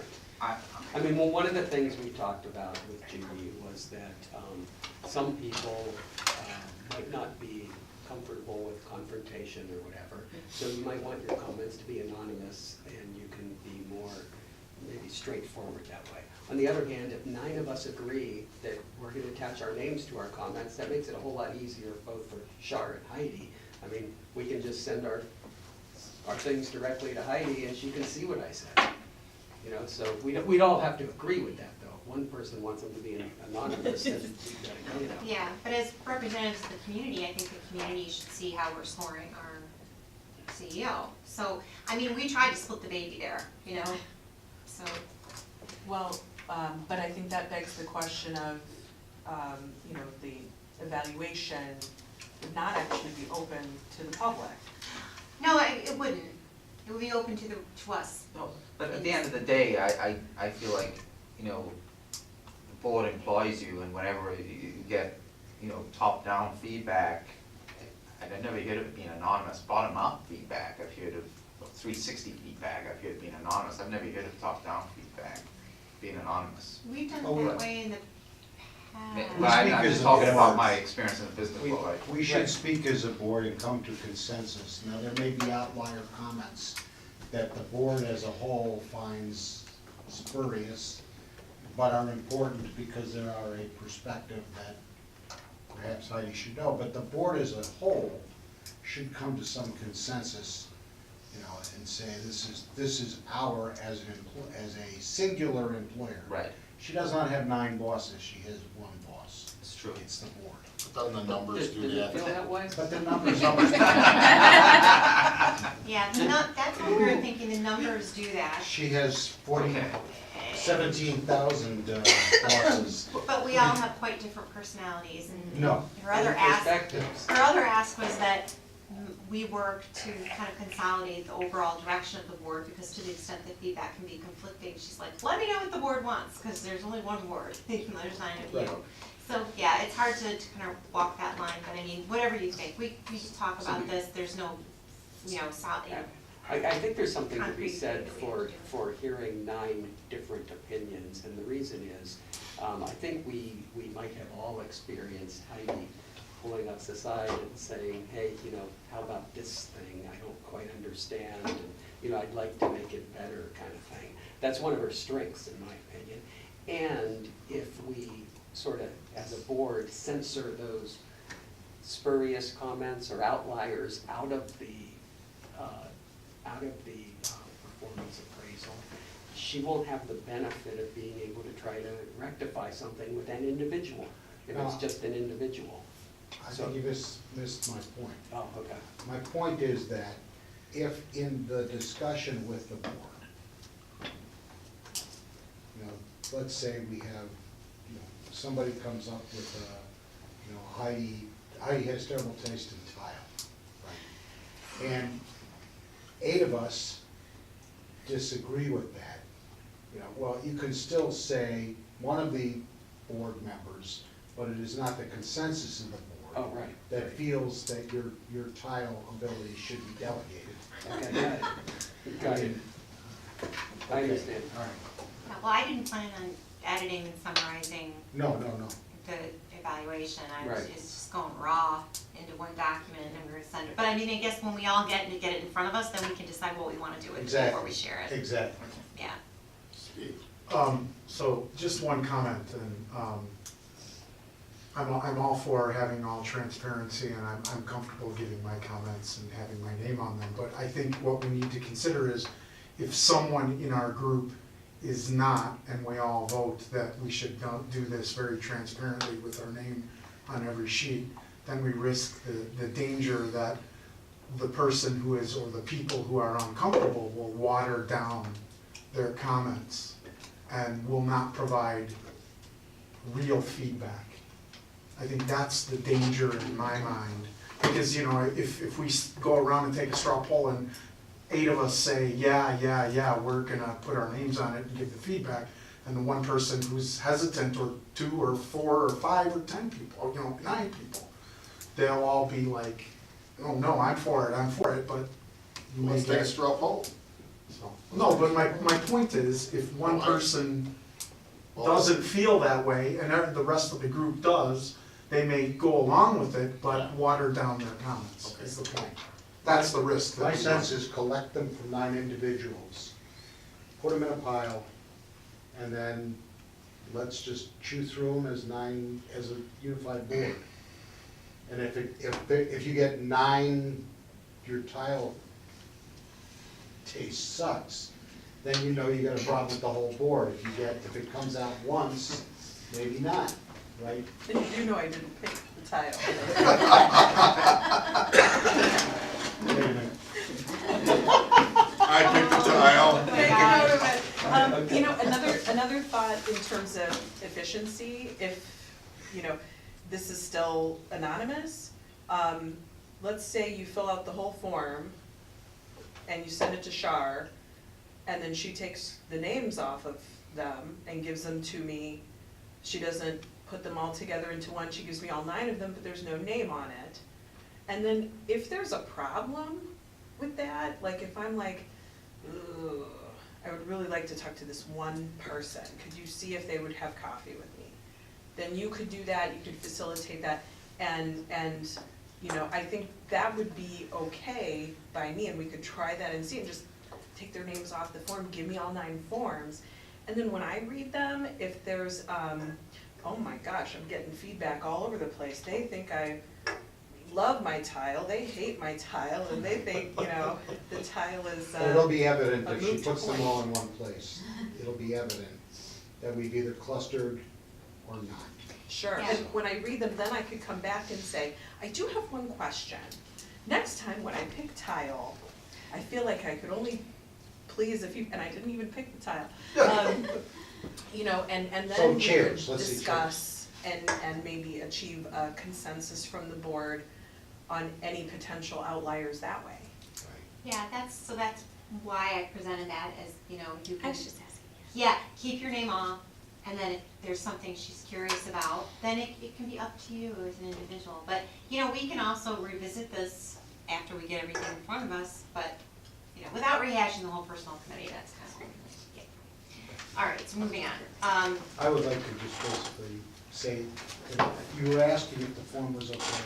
I think it's excellent. Okay, good. So do we have consensus on that? Yes. Okay, so good, then you can. One comment, Heidi, I think you're getting defensive about the tile, so. I'll tell you later. You really picked it, didn't you? Yeah. I'll tell you the things I picked. I picked the 3 most Just kidding. colorful things in the project. Oh, Okay. You can probably guess. So homework is due March 1, and our tile is March 12th. So we're taking the form that you gave to us Yes. today and filling it out. Except since we didn't change it And yet. March 1st is a week and a half away. Yeah, it's a week and a half should be. Friday. Yeah, Friday. So you only have to produce 5 numbers, and comments are optional and 7 KPIs. Should be pretty simple. All I right, will just ask, I'm sorry to interrupt. Yeah. If you give me a 1 or a 3 on something, that's where I'd really like the comment. You know, if it exceeds expectations, well, why did it exceed? If it fell below expectations, why? If you're like, no, that's pretty good, and you give a 2, and there's not a comment, I think that wouldn't pique my curiosity and my need for, you know, feedback as much as a 1 or a 3 would, if that's helpful. Yeah. right. Okay, so staff and public input, somebody raised a 360 review. Judy and Mike and Heidi and I all were pretty unanimous in thinking, you know, it was year 1, there was a huge renovation, there were all these things. It's just too soon. We can do this, and I know Heidi loves feedback, so she wants to do this, but a formalized, you know, 360 process with input from staff, input from the public, input from everybody, just a little too soon. So we're just gonna get through this first formal process, and then we'll talk about that, but we also thought, you know, Heidi, we're gonna leave it to her, if she wants to gather informal feedback, you know, she'll find a method, maybe we talked about some different ways that maybe she could do that, because she does care, it starts getting late, about how, you know, she's perceived in doing her job and what she can improve on, so that's still an option out there, even though it's not part of the formalized process, the board's gonna participate in. Let's see, we, also talked about the board discussion, including compensation. So once we get the consolidated feedback in front of us, March 12th, you know, of course Heidi said, I'd like to go into closed when we talk about money, I'd like to go into closed to talk about my feedback. So, you know, we are a very transparent board, but we have to be sensitive to personnel issues and to our employee. So, we just talked about that, that's her expectation, and, we also talked about the fact that Amanda had probably already prepared something to remind us what the rules are and that we could circulate that. Because we will all take that vote March 12th, go into personnel.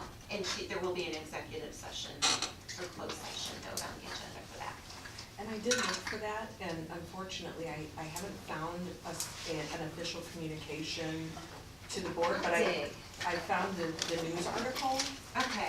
that has, Julie Tabendorf's recommendation to discuss employee performance only in closed meetings, and that performance evaluations be,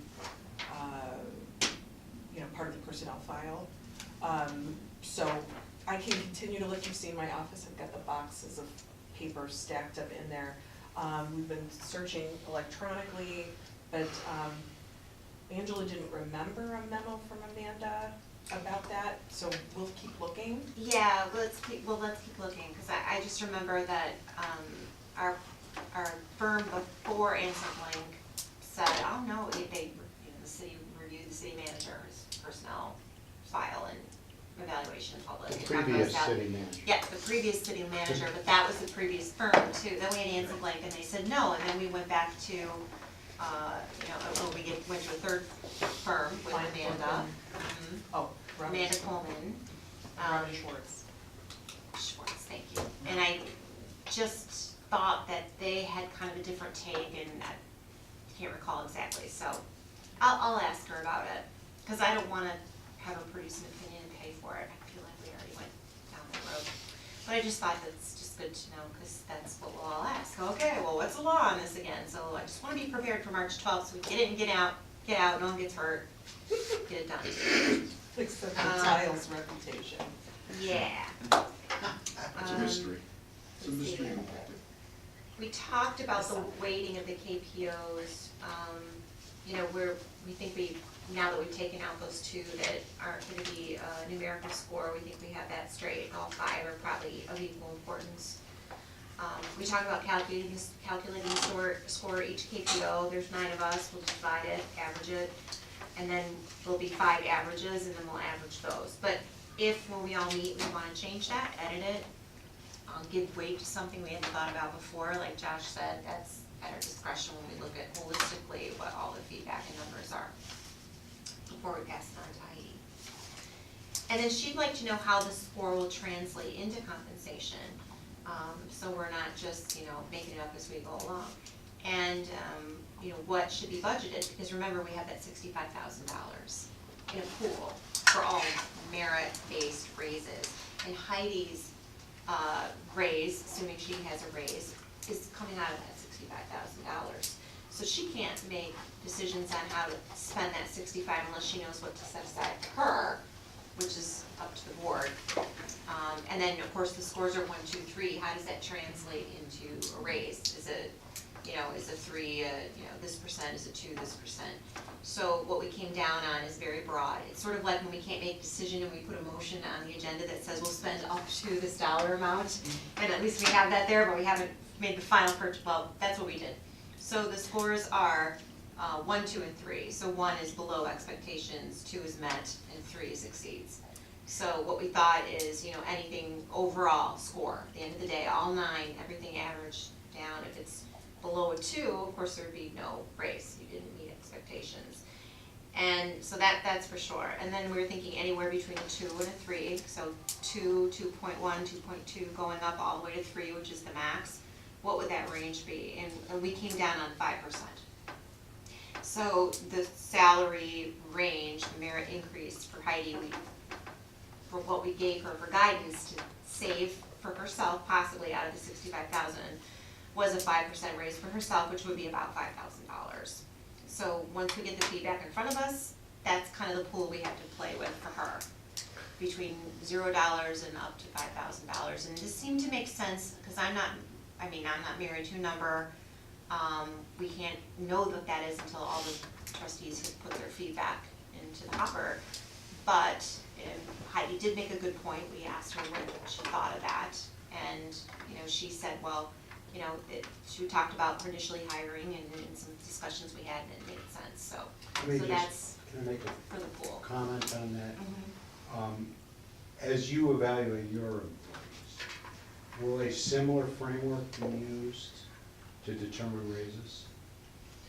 So I'm gonna be talking with the managers more about that, but in my experience, one of the best ways across multi-departments who are using the same, you know, evaluation tool, albeit some different criteria, is to have a score range tied to a percentage as a base.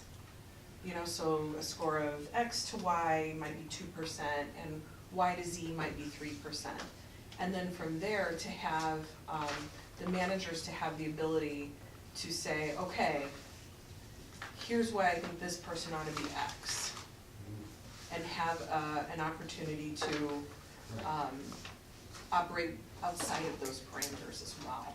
Okay, so here are my thoughts. The way we've presented this as a $65,000 pot, it becomes a zero-sum game. And I don't like the feeling of that. Okay, so that's one. The second aspect is, if Heidi is eligible for a 5% raise, and the max any other employee can get is 4%, I don't like the optics or the feeling. That doesn't feel right to me either. So that's sort of what I kind of have in the back of my mind. I want to, for future budgets, we need to, I think, separate in our mind the pool of money for the director from, you know, and if you don't get it all, you don't get it all, but it's not a, you know, we took $5,000 out for you and now there's only $60,000 for the rest of the team. And so I don't like, I mean, I realize this is not an organized statement, but I just want you to be sensitive, because we have had this situation where the people in city departments got raises and our guys didn't, right? And that's bad enough. But we're deciding how much that 65 she gets, not her. I get that. And get I that. did ask if there was a cap on what all the other employees did, because I Yes. know in past years we've said that, and I thought the answer was no. I mean, granted, I fell off the end of the call last week, but Right. I thought there were no caps, so we never said what, because it's all on merit. So some people could get 0 and some people get 8%, I don't know, that's in Heidi's Right, discretion. I just want you to be, I want everybody to be sensitive about this. And and thank you, that was the other point I wanted. I don't think any department head should say, all my people are all the same, Amen, 3%. that's right. So that's not what I think we expect, and I don't think you would expect that, but I just want to underscore that in our discussion. Yeah. You know, one of the things we've done in the past that I think is probably very empowering for the people running this organization is say, we approve a total pot of money, you split it up however you want to. Mhm. This is the philosophy. Right. The philosophy is merit. Angela argued passionately last year for raises for everybody, which was contrary to what we had done the prior year or two, because some people got bonuses instead, and we agreed with that. But we've always said, we're not deciding percentages, we're not deciding how you split it up among people, departments, whatever. What we are asking is that you give merit-based raises, and therefore, you know, by definition, the better people do better on the raises. I'd hate for us to get involved in basically any more than that. Okay. Because we don't know who the employees are or what they do. And we Right. don't have any transparency into any employees other No. than height, so it's not for us to judge. So, It- right, it's so difficult- It's more difficult. that said, we had to give Heidi some guidance on how much money to set aside Yes. that could cover her raise. The amount was $5,000. And we also, the past few years, have said, if you have high-performing employees who you believe to be underpaid. We are willing to listen to one-time adjustments. So there is, it's not really a zero-sum game. I guess, Okay, is where I'm thank you for coming from. reminding me. And that's outside of the 65, you know, Right. these two roles were combined. We moved this Right. manager over here and he or she got more responsibilities, and there were some things like that that hadn't been addressed. We want that to come before the board. Those people still need to be compensated more if they're doing more, or if there's a job that's way under market. I mean, we talked about one individual specifically that we felt was not being valued. So, I mean, all those extras, that's market or job consolidation, that's not merit. So that's stuff that we want Heidi to bring to the board too. If someone Right. But again, deserves not that, by we wanna name. hear it. Right. In the past, the temporary directors, the interim directors, spoke with Judy. Before that, Jan spoke with Judy and said, here's what I'm recommending, and Judy would take the other side of it, the devil's advocate side, and say, no, or whatever she said. But all we got in the end was, there's 4 employees, here's what it's gonna cost. I never even knew the names of whoever they were. This Okay. year, we don't have Judy. We thought it was probably inappropriate for Judy, who's not a trustee anymore, to be doing this, so we suggested the head of the personnel committee would fill that role, so one person will know who's been proposed and who's been agreed to, and they'll give us a report on how many people and how much money. Does that sound reasonable? Perfect. I think Thank it you. sounds reasonable, again, so long as we have some distance between us micromanaging Right. what Right, people yeah. get. Right. Because, Right. you know. But it's just, some representation to kind of look from the board Right. to look at some of this. But, we just wanna be, just so the staff knows, there's always these individual situations, and we're not gonna be like, nope, you're all, we've lost good people in the past, and I still remember that, and I don't ever want that to happen again. I don't want that to happen. I There's apologize that I have to leave the meeting. We Okay. have another meeting we're supposed to be Thank you, at. Pat. So can I just clarify one point, if I fall asleep? We're talking a lot about raises. I thought we were giving raises as a one-time adjustment, and generally speaking, we're looking at giving bonuses. Or did I fall asleep No. in one of these? We haven't gotten meetings? to that part yet. We haven't gotten to that part yet? I'm Or- sorry, No. we've been talking about giving raises. we've never been Unless- talking about bonuses this year. This year? No. Then I must have fallen asleep in one of the meetings, I apologize. I And that was doesn't under- mean we couldn't talk about it. I was under the impression that we're completely changing direction from how we've operated the entire time I've been a trustee then. Last year, we gave all raises. I understood that as a one-off, Oh, that we were doing that as a one-off. Well, no, the year before that. it almost was- all the components are there. It's still a relatively small merit pool. And then it's still based on merit, and it's gonna vary depending on the individual. So those two things haven't changed. So, The only thing is, it is a true raise instead of a You've bonus. also been operating in an environment of zero inflation over the last 5, 6 years, and so that's not necessarily the case these days. Something we're thinking about. well, and Steve, we could follow up on this, as well, but in the Cal, packet from, last week, I'm looking for it, here it is. In my memo that we only briefly discussed it, and we said that we come back to this in March for further discussion. My comment about the bonuses was that, strictly speaking, if you make the midpoint the maximum to receive I an remember that increase. comment, yes. Right, so, I think, it sounds like you're saying, some further discussion would be helpful, and I think we'd have that on the March committee, to address. And if I may, I don't mean to switch topics, but Josh, I really appreciate your comment about the zero-sum game, because, I actually was gonna bring this up. I talked to Angela about it earlier today, that after our conversation and sleeping on it, I woke up feeling like, wow, whatever I ask for is what my people won't get. Mhm. And that really troubled me. And I felt like that's sort of like a no-win situation, because if, the short game is, well, let's take care of the people.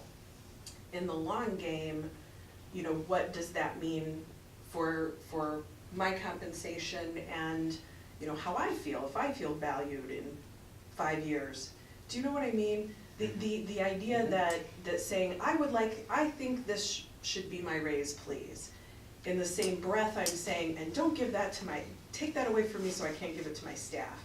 The idea of having it be a separately budgeted amount would sure make me feel better.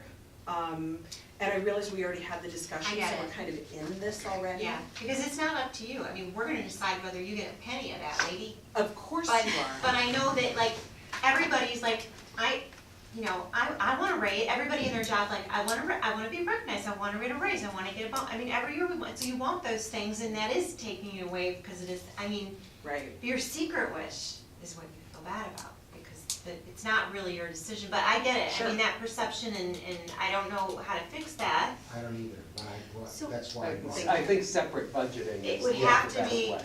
I don't know So if- next year we should separately budget. Well, I think it's well, important, definitely right? next year, I mean, there'd be a pool for the Right. director, and I'm just saying for this year, how do we remedy that? Because we've already voted on So we already Can I ask had a one decision on the question, 65. just because you brought that up?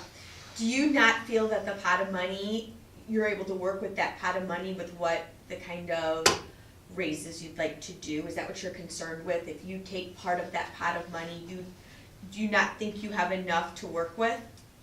So. Or, in- you know, like, is that your concern? Because, In terms of the merit increases and what we were looking at, we looked at an average of 3%, you know, for each individual, which to Char's point will probably range from 0 to potentially 8%. Anything, right. Right, I mean, it will depend on the evaluation and then also where, you know, I mean, we'll have to look at everything. We can't just say, oh yeah, we'll have someone who's 8%. We might not, Right. but, and if, you know, to Char's point, we're not setting a limit. We're gonna see how the scores come in and take a look. I think to me, it's not, oh, there's not enough money.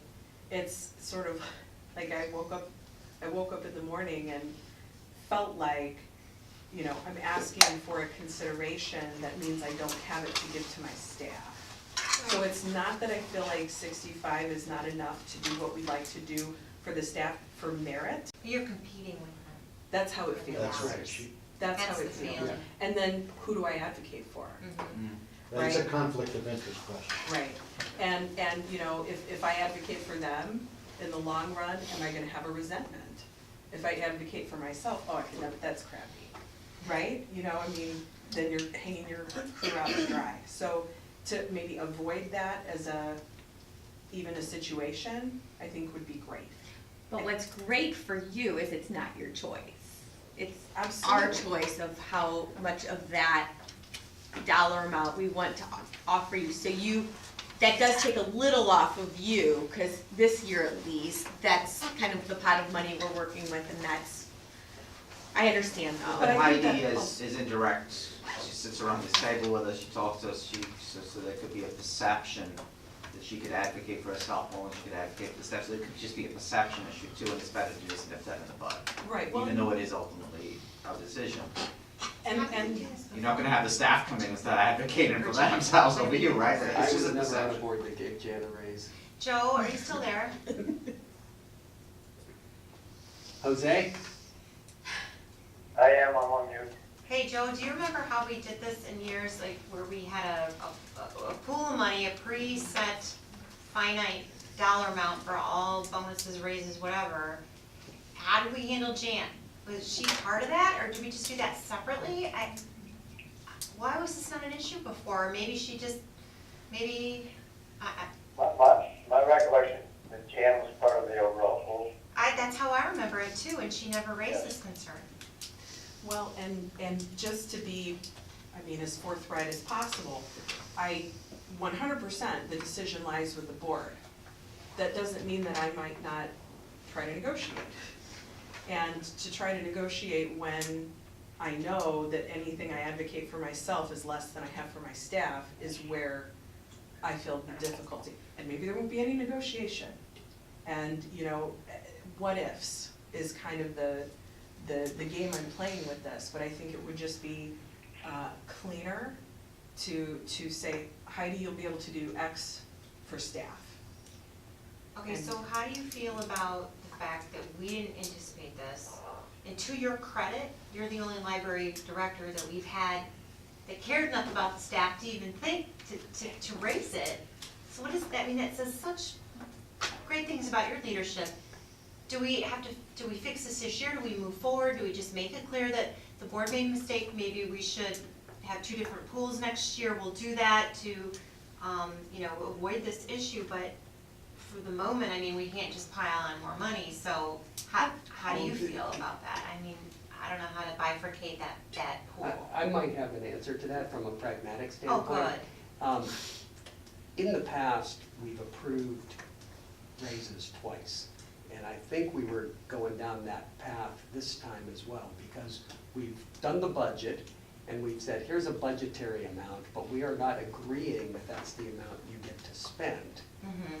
Then the director comes back after all the performance appraisals are done and after all the raises are done and says, I came up with this amount of money, it's within your budget, it's X% on average, what do you think? And we approve it again. Now, we didn't say it that way yesterday, but I thought we sort of talked all the way around it. Well, we And- did, because we said that we didn't spend every last penny Right. last year. There was a little bit left over. Right, so,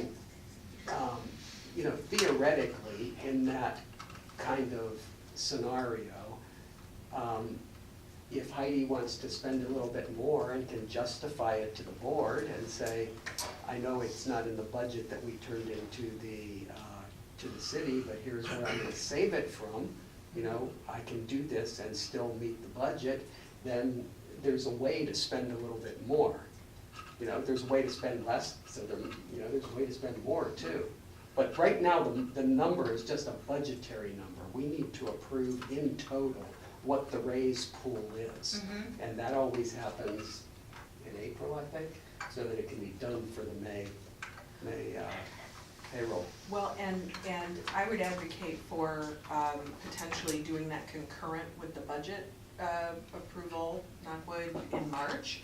So I would propose that, when Angela and I go back to the plan we created, where we looked at every single position, and we said, here's how much money we think we need, to safely make this transition, to not be caught with our pants down, to have, funds for some of these extra needs.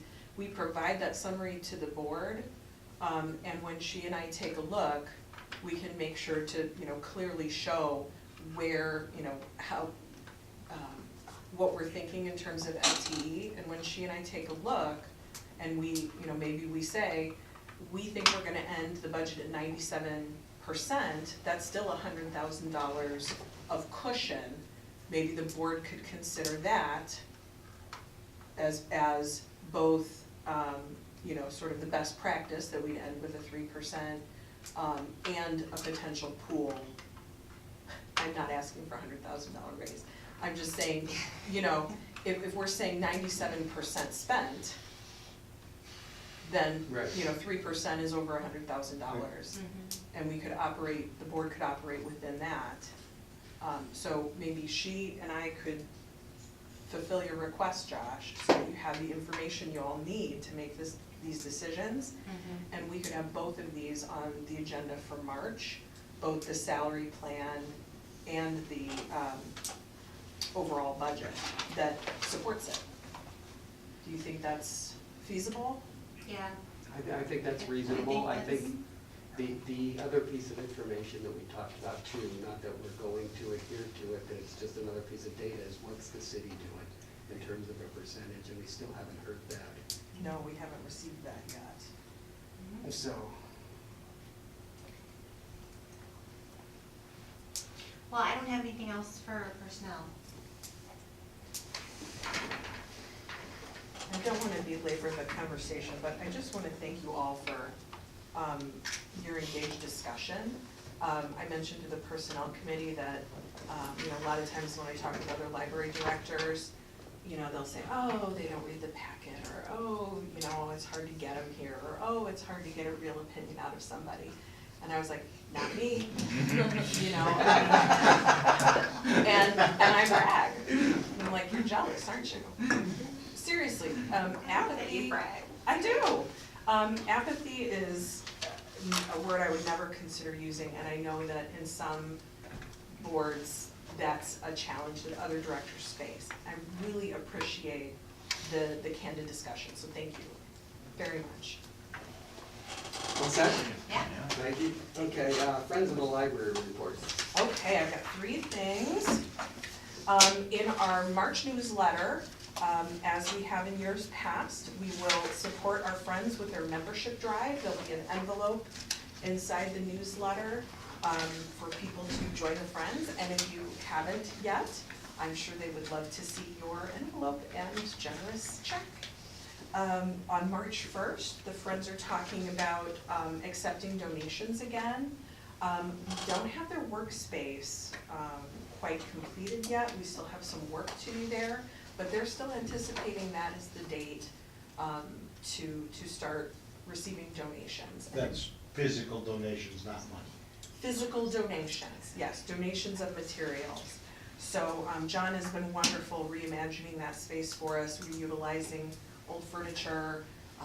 He's gonna have an excellent setup for them. And then when you see a friend, please thank them for the generous donation that they made to the holiday luncheon.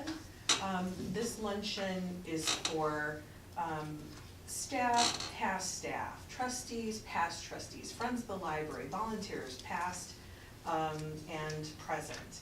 And it was really thoughtful of them. They suggested that, like, that wasn't part of our request that we normally make. And that was tremendous. The staff really felt honored by the Friends with that.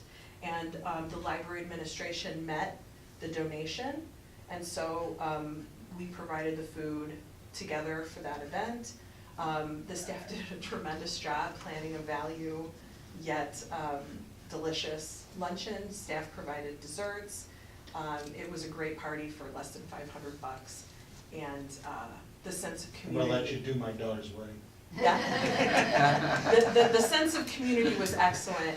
Josh received a round of applause for reading the board statement, and I think the Friends are just tremendous advocates for us. So thank a friend. Also, I think that the Friends may be looking for a new president soon. So, I don't know what the history in terms of giving the current co-presidents the library award is. We would research for that. Didn't they already receive? The DeSolts, you're nodding, Laura. Thanks. I They just already don't remember. received it, I think. Yeah, I just don't remember. Apparently, they've been co-presidents for 45 years. Well, nominations are open, A couple years so ago in the basement. Yeah. please consider nominating them, and we'll, I just don't want, if there's somebody else, we should recognize that. But sure. I had a question. My wife read something to me about if you go to Whole Foods or something like that, they're giving donations to the Friends of the Library. Yes. Can you explain what that's all about? Laura, can you do that for us? Absolutely. So you go to Whole Foods, you bring your own bag, which I of course always do. And they'll give you a 10-cent bag credit if you bring your own bag, but they give you the option to donate it to a charity. So it's a 3-month period, Angela. So January, February, March, all those donations are going to the Friends of the Library. Wow. Nice. Which I found out when they told me in January, and I was like, are you sure? Because I haven't heard anything about this. Because didn't they accidentally say Park Ridge Library? They did, and I was like, what? What? So, close Forgot enough. Friends of. Was that in the newsletter or something? Or where, my wife got it somewhere? Was there an email? I saw that on She told Facebook. me. I think I saw that on Facebook. It was on Facebook? And was there an email? Okay. Was it part of the email blast? It was just on Facebook. Okay. Shouldn't we publicize that somewhere? Yeah. Like put a sign downstairs or something like that? Did our team kick that out on Twitter as well? I feel like I saw it Probably. from all of our social outlets. Okay, anything more on Friends? No, thank you. Unfinished business, except for Gareth, because we're gonna hold him till last. Sorry. That's all right. No unfinished business, new business? Okay, Gareth has an issue that we might vote to go into closed session on. That's the only reason I wanted to hold it until last. And, Okay, do you want me to, so Mike and I and Heidi spoke with the legal counsel this afternoon with regards to the discussion we had last month, I had made some recommendations to open some meeting, or partially or redacted versions. There's a bunch, and I'll summarize them in a second, but we spoke with him about his recommendations not to open them up and the reasoning behind it. And, I think overall he said everything is optional, but he gave us some of the reasoning behind what he was thinking. So I'll take them there's 4 buckets, 3 which we've already discussed, and the 4th one which I'm about Do to we get. want to talk about closed session? Well, one of the things he said, and I wrote down his quote, he really encourages closed session to discuss these meeting minutes. I agree, because I feel like the one time when we were openly talking about it, the thing I wanted to say, I said it out loud, and then we were all like, this should really be in closed session. So I feel like it almost tongue ties you a little bit if you can't be in closed session. Someone wants to make a motion? I'll move to go into closed session. And under the part of the act that actually says, I can find it, that allows you to discuss closed session minutes in closed session. There's a line item in the act called to that. Yes, So, I move on that. I would second on the basis of stating that we will just come back from closed session to end the meeting so that people who are leaving don't have to hang around. Yes, when we come back from closed session, we may vote on which of these to open up, and that will be the only piece of business. I don't think we Unfortunately, we can do it. can't. Oh, we can't? Because it's not on the agenda. Okay, never mind. I just need consensus to bring it back next month, so we don't have to have this discussion next month. We can just move and vote on it. So the only thing we're gonna do after the closed session is close the meeting. Yes. So we have a first and a second, a question? Definitely. Gretchen? Did you still want the demo?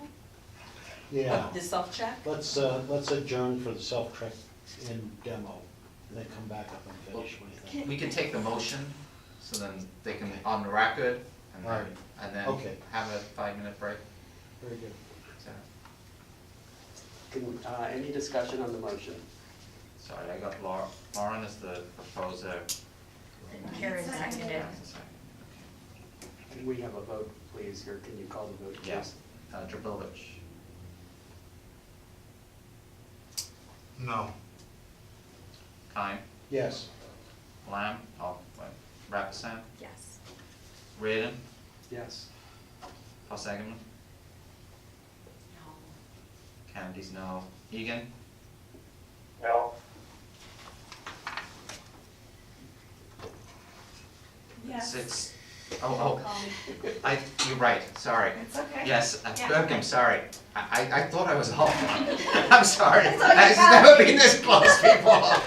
Okay, we have an official tie. I don't know what happens. No, I don't think we've had that before.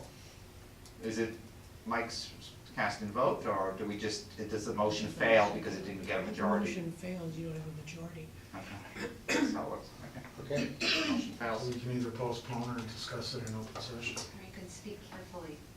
Okay. You know, I would question, I'm just gonna throw this out there, I don't like closed sessions. But we have an attorney, we employ the attorney to give us legal advice, and he tells us we really should go into closed session to discuss this. And if we don't believe what the advice our attorney's gonna give us, why would we be paying this person? Why wouldn't we find someone who we believe and trust?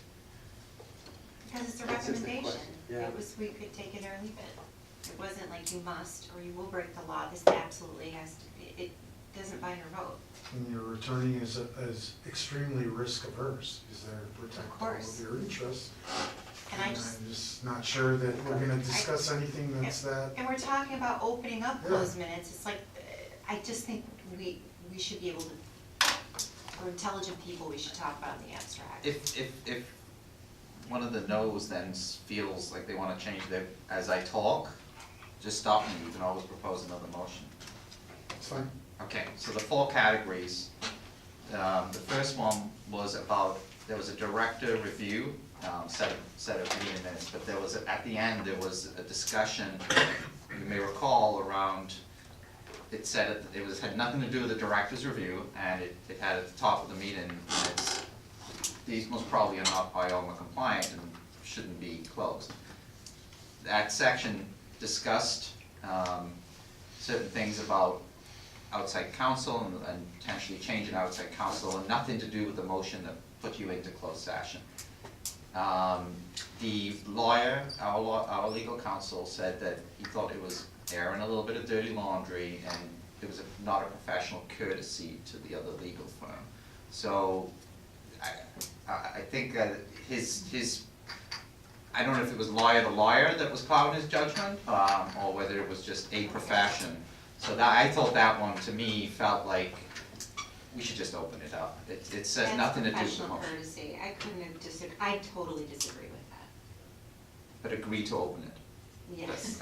Is there a Which is why it consensus was in the to? minutes, because that following that's why I wrote the minutes that way, because that discussion was just talk about a vendor, and it wasn't anything about the reason we went into closed. So we had no right, I mean, it never was closed to begin with.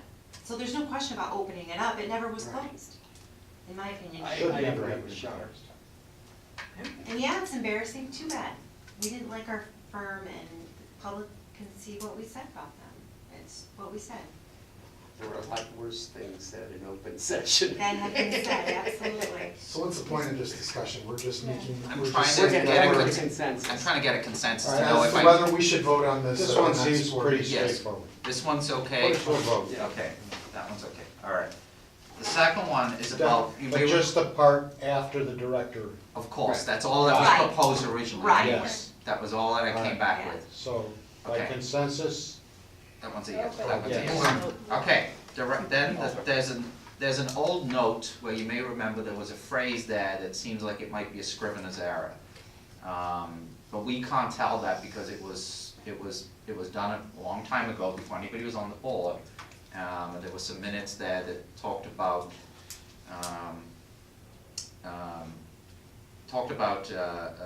It was recommendation of the lawyer to The rec- change to change those Well, he minutes. wanted to amend the minutes. Yes, which we can't do. we can't do, so we agreed that most probably the best solution there is just to redact that word.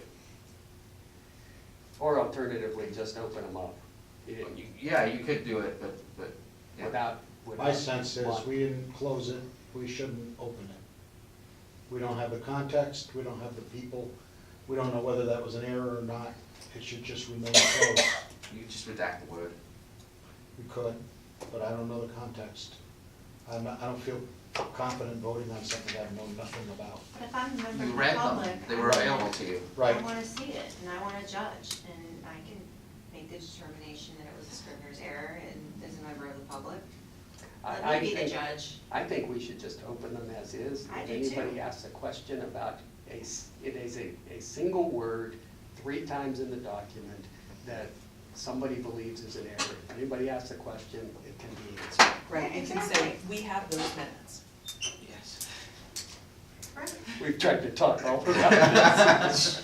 Okay, I think I just released them as is without, But you that can't would be make my that thought. decision tonight. You No, can't- no, you but don't no, do we're consensus. trying to make You can What do to put on the consensus. next agenda. Yeah, Okay. Okay. Can I get consensus then? That sounds like the. Yes. yeah. I don't remember the I- word. I I'm understand. so sorry. I I think, don't Okay. I It's have a pretty hard obvious. time doing the consensus if I don't Yeah, know what I'm okay. talking about. You could vote on it. It's basically an error because recordings have to be Yeah. destroyed, but if you have evidence that you actually have the things that they misspoke about, you actually have them around it, then it's obviously an error. We have to retain minutes, and we have all of those Yes. minutes. Yes. They meant recordings. Because you're not allowed to do that. Right. Right, that's why. So they Okay. mistyped. They mistyped. Okay, You're allowed to destroy recordings. I understand. That's easy to explain. Yes. Okay, all right. That one, I'm sorry, I just couldn't remember. scrivener's error is consensus is to bring that back next. Minutes are The third area is around patrons, which is most probably the most sensitive area. There, I think the balance is between a duty to public safety versus a duty to let sleeping dogs lie, I think is maybe the best I would go term with- I could put, well, from what I was hearing from the legal counsel. I'd rephrase that a little bit. It's we're trying to balance a duty to inform versus a risk to public safety. Is that fair? He did say that, yes, you could increase the risk by reissuing the matter. My sense, I thought about this. Our security in the library, we don't carry guns, our security in the library is through the city department, fire, and police.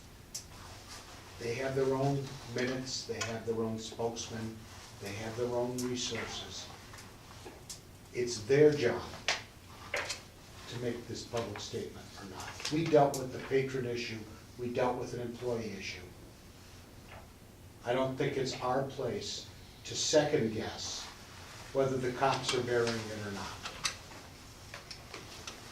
I will say this is the one, when I read through all of the notes not being on the board prior to this year, after reading through all the closed session notes, this is the one that I brought my attention to that said I felt very strongly this should stay closed, and I still feel very strongly it should stay closed.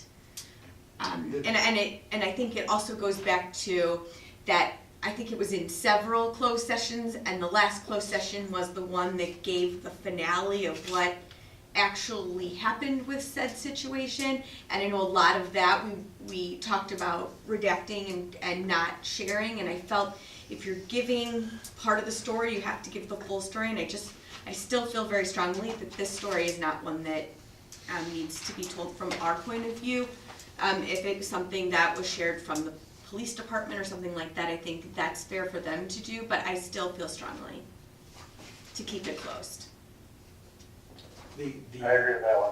The guidance I wrote down from the attorney is, although we can open this if we want to legally, the best practice is to keep it closed on these patron issues, both A and B. Well, there are third parties that were brought in at the end, and those are other people in the sphere of that person, and that would be really inappropriate, I think, to. There are parts in there I just don't think they're really deeply personal. They are heavily I struggle with redacted, that. is what, Are they heavily? they were heavily, I the know. proposal is with the heavily redacted Even after the ones. redaction, my sense is, And that's gonna We're bring not up in the more business of questions than it's making- gonna give answers. Yeah, but to you know, folks. and then at the other end, I'm like, this always should have been known. Because then, you know, if I were a member of the public, I would have, I really struggle with this one. I don't call the library for my security, I call the cops. But that's And the true, I cops mean, are their business. it- It's their business, it's their decision. They have to weigh the copycat possibility with the, you know, and I would like to retain the flexibility. I don't want the cops to say, I don't wanna get involved with the library, because those guys, you know, Some of the other. I want them to do their job, and we did our job. My view is to agree to follow the advice of our lawyer on this one. I agree. And a couple of the other comments that he made was, you know, something so recent. Yeah. And then, you know, to just summarize what Mike said, yes, transparency is of vital importance for operating a government agency, but there's also competing interests to be considered with a topic like this, just to add to your comments. I mean, I would refer a FOIA request on this directly to the police. Police have been involved. So, again, in sense, keep them Closed. closed, closed, Closed. I agree with that one. Closed. With that person. Okay. Okay, the last one is And more. thank you for all your hard work trying to no, make it's them, It's fine. you know. This is our job, this is his job and it's our job. It's I take the first scan, but it's everybody's job to decide this every 6 months, so, but I'm trying to set it up so you make it easier in the future, I promise. Thanks to Heidi and the cheat sheet, we'll be able to do this a lot faster. The last one is actually, is more, I brought it up at the end today, because I've been going, I had to give them all back to the 80s. And so, a lot of them are just director reviews. And some of them are settlement of some employee litigation over time too. There's some general discussions. The thing is, some of this is 40 years old. Like, how long is long enough? And that's what I wanted to kind of get a sense, because I could, you know, get into the 90s, and before long I'll be into the 2000s. Rather than me bring something that we were gonna hash over, I'd like to get a sense for, is there a feeling like, is 30 years enough? And we can just open things up after 30 years? You know, there's stuff that goes on in the most top secret things that don't Even the over, federal government, after 50 years. after 50 years, release stuff you never thought they would. I mean, heck, if they can do it. Right, Local is state 30 can years do it, we enough? can do it. That's kind of like, I what, think. most people, And no one's even, I bet there'd be very little interest in the community in reading it. Well, It's that's the right thing to do. Well, but to me, that's kind of the question that I posed, and I don't think our attorney had a great answer. But, you know, it's sort of the question of, you know, what is the benefit? Why? A 40-year past personnel issue where their family may still be in town, you know, that at the time, right, it was personnel, so it was not considered appropriate to be open. How much time needs to pass before it's okay to put it out there? He mentioned, what, 50 years after death? Didn't he say something like that? But personnel isn't on the table though, is it? I mean, we're talking about releasing closed-ended city with personnel issues. I mean, I thought that wasn't even up for discussion. I thought we were talking about closed meetings, I thought we were talking about closed meeting minutes. a lot of what That I, are closed meeting on other things that are not personnel, but are a million years old. We're not talking There's about that? Personnel. it's These are direct, personnel. so there's two, there's actually, there's a bit of a sliding scale here. Okay. There's some director reviews, which are very clean and simple. There's a director kind of litigation suit that kind of then kind of gets the settlement discussions that go on and strategy. It was taken care of, it went away, and there was another one that was an employee human, is it the equal? Let's not say what Okay. the details. But there was another one that was settlement discussions. It was settlement discussions, not actually about the person, it was just legal strategy. And then those cases have been settled now for like, What's the 30 interest years. in opening Well, is there this up? confidentiality That's- about I think that? that's what, What's the I interest? asked that We question. don't know. We don't know if We there's don't confident, know. you can't release it if there's a settlement and it was, Yeah, there's what's- confidentiality. Okay. And if it's Interest. personnel, I don't think you can release, I mean, I just was thinking of all the things that are not obviously, Okay, you know, closed. well, these things, You know? well, that's what I'm asking for, an idea. If that's the case, a lot of these will just be, I'll come back, it's just keep them closed. Just, you would put in the cheat sheet, Yeah. personnel. Personnel, Personnel. director Right. review or Anything something like that. personnel, I don't think. That's should Or just, be. legal. that's just a Okay. I accident waiting mean, to happen. the idea, I mean, I can't imagine what the merits of knowing what was in Jan's personnel director when she was 35. I can't imagine what possible value that could. But then some, so I think I'm here, the only thing is eventually, someday down the line, you've gotta keep these minutes forever closed. So it's just at some point, is it 100 years, you'll have to, somebody else will have to make that decision 60 years from now. But I'm Okay. getting the sense, consensus, if it's personnel, director review, keep it closed. Anything else, I'll bring back. And I thought I heard legal issues, keep those closed. Well, yeah, legal issues too. Or legal If there's settlement. Settlement, if there's any settlements involved, Okay.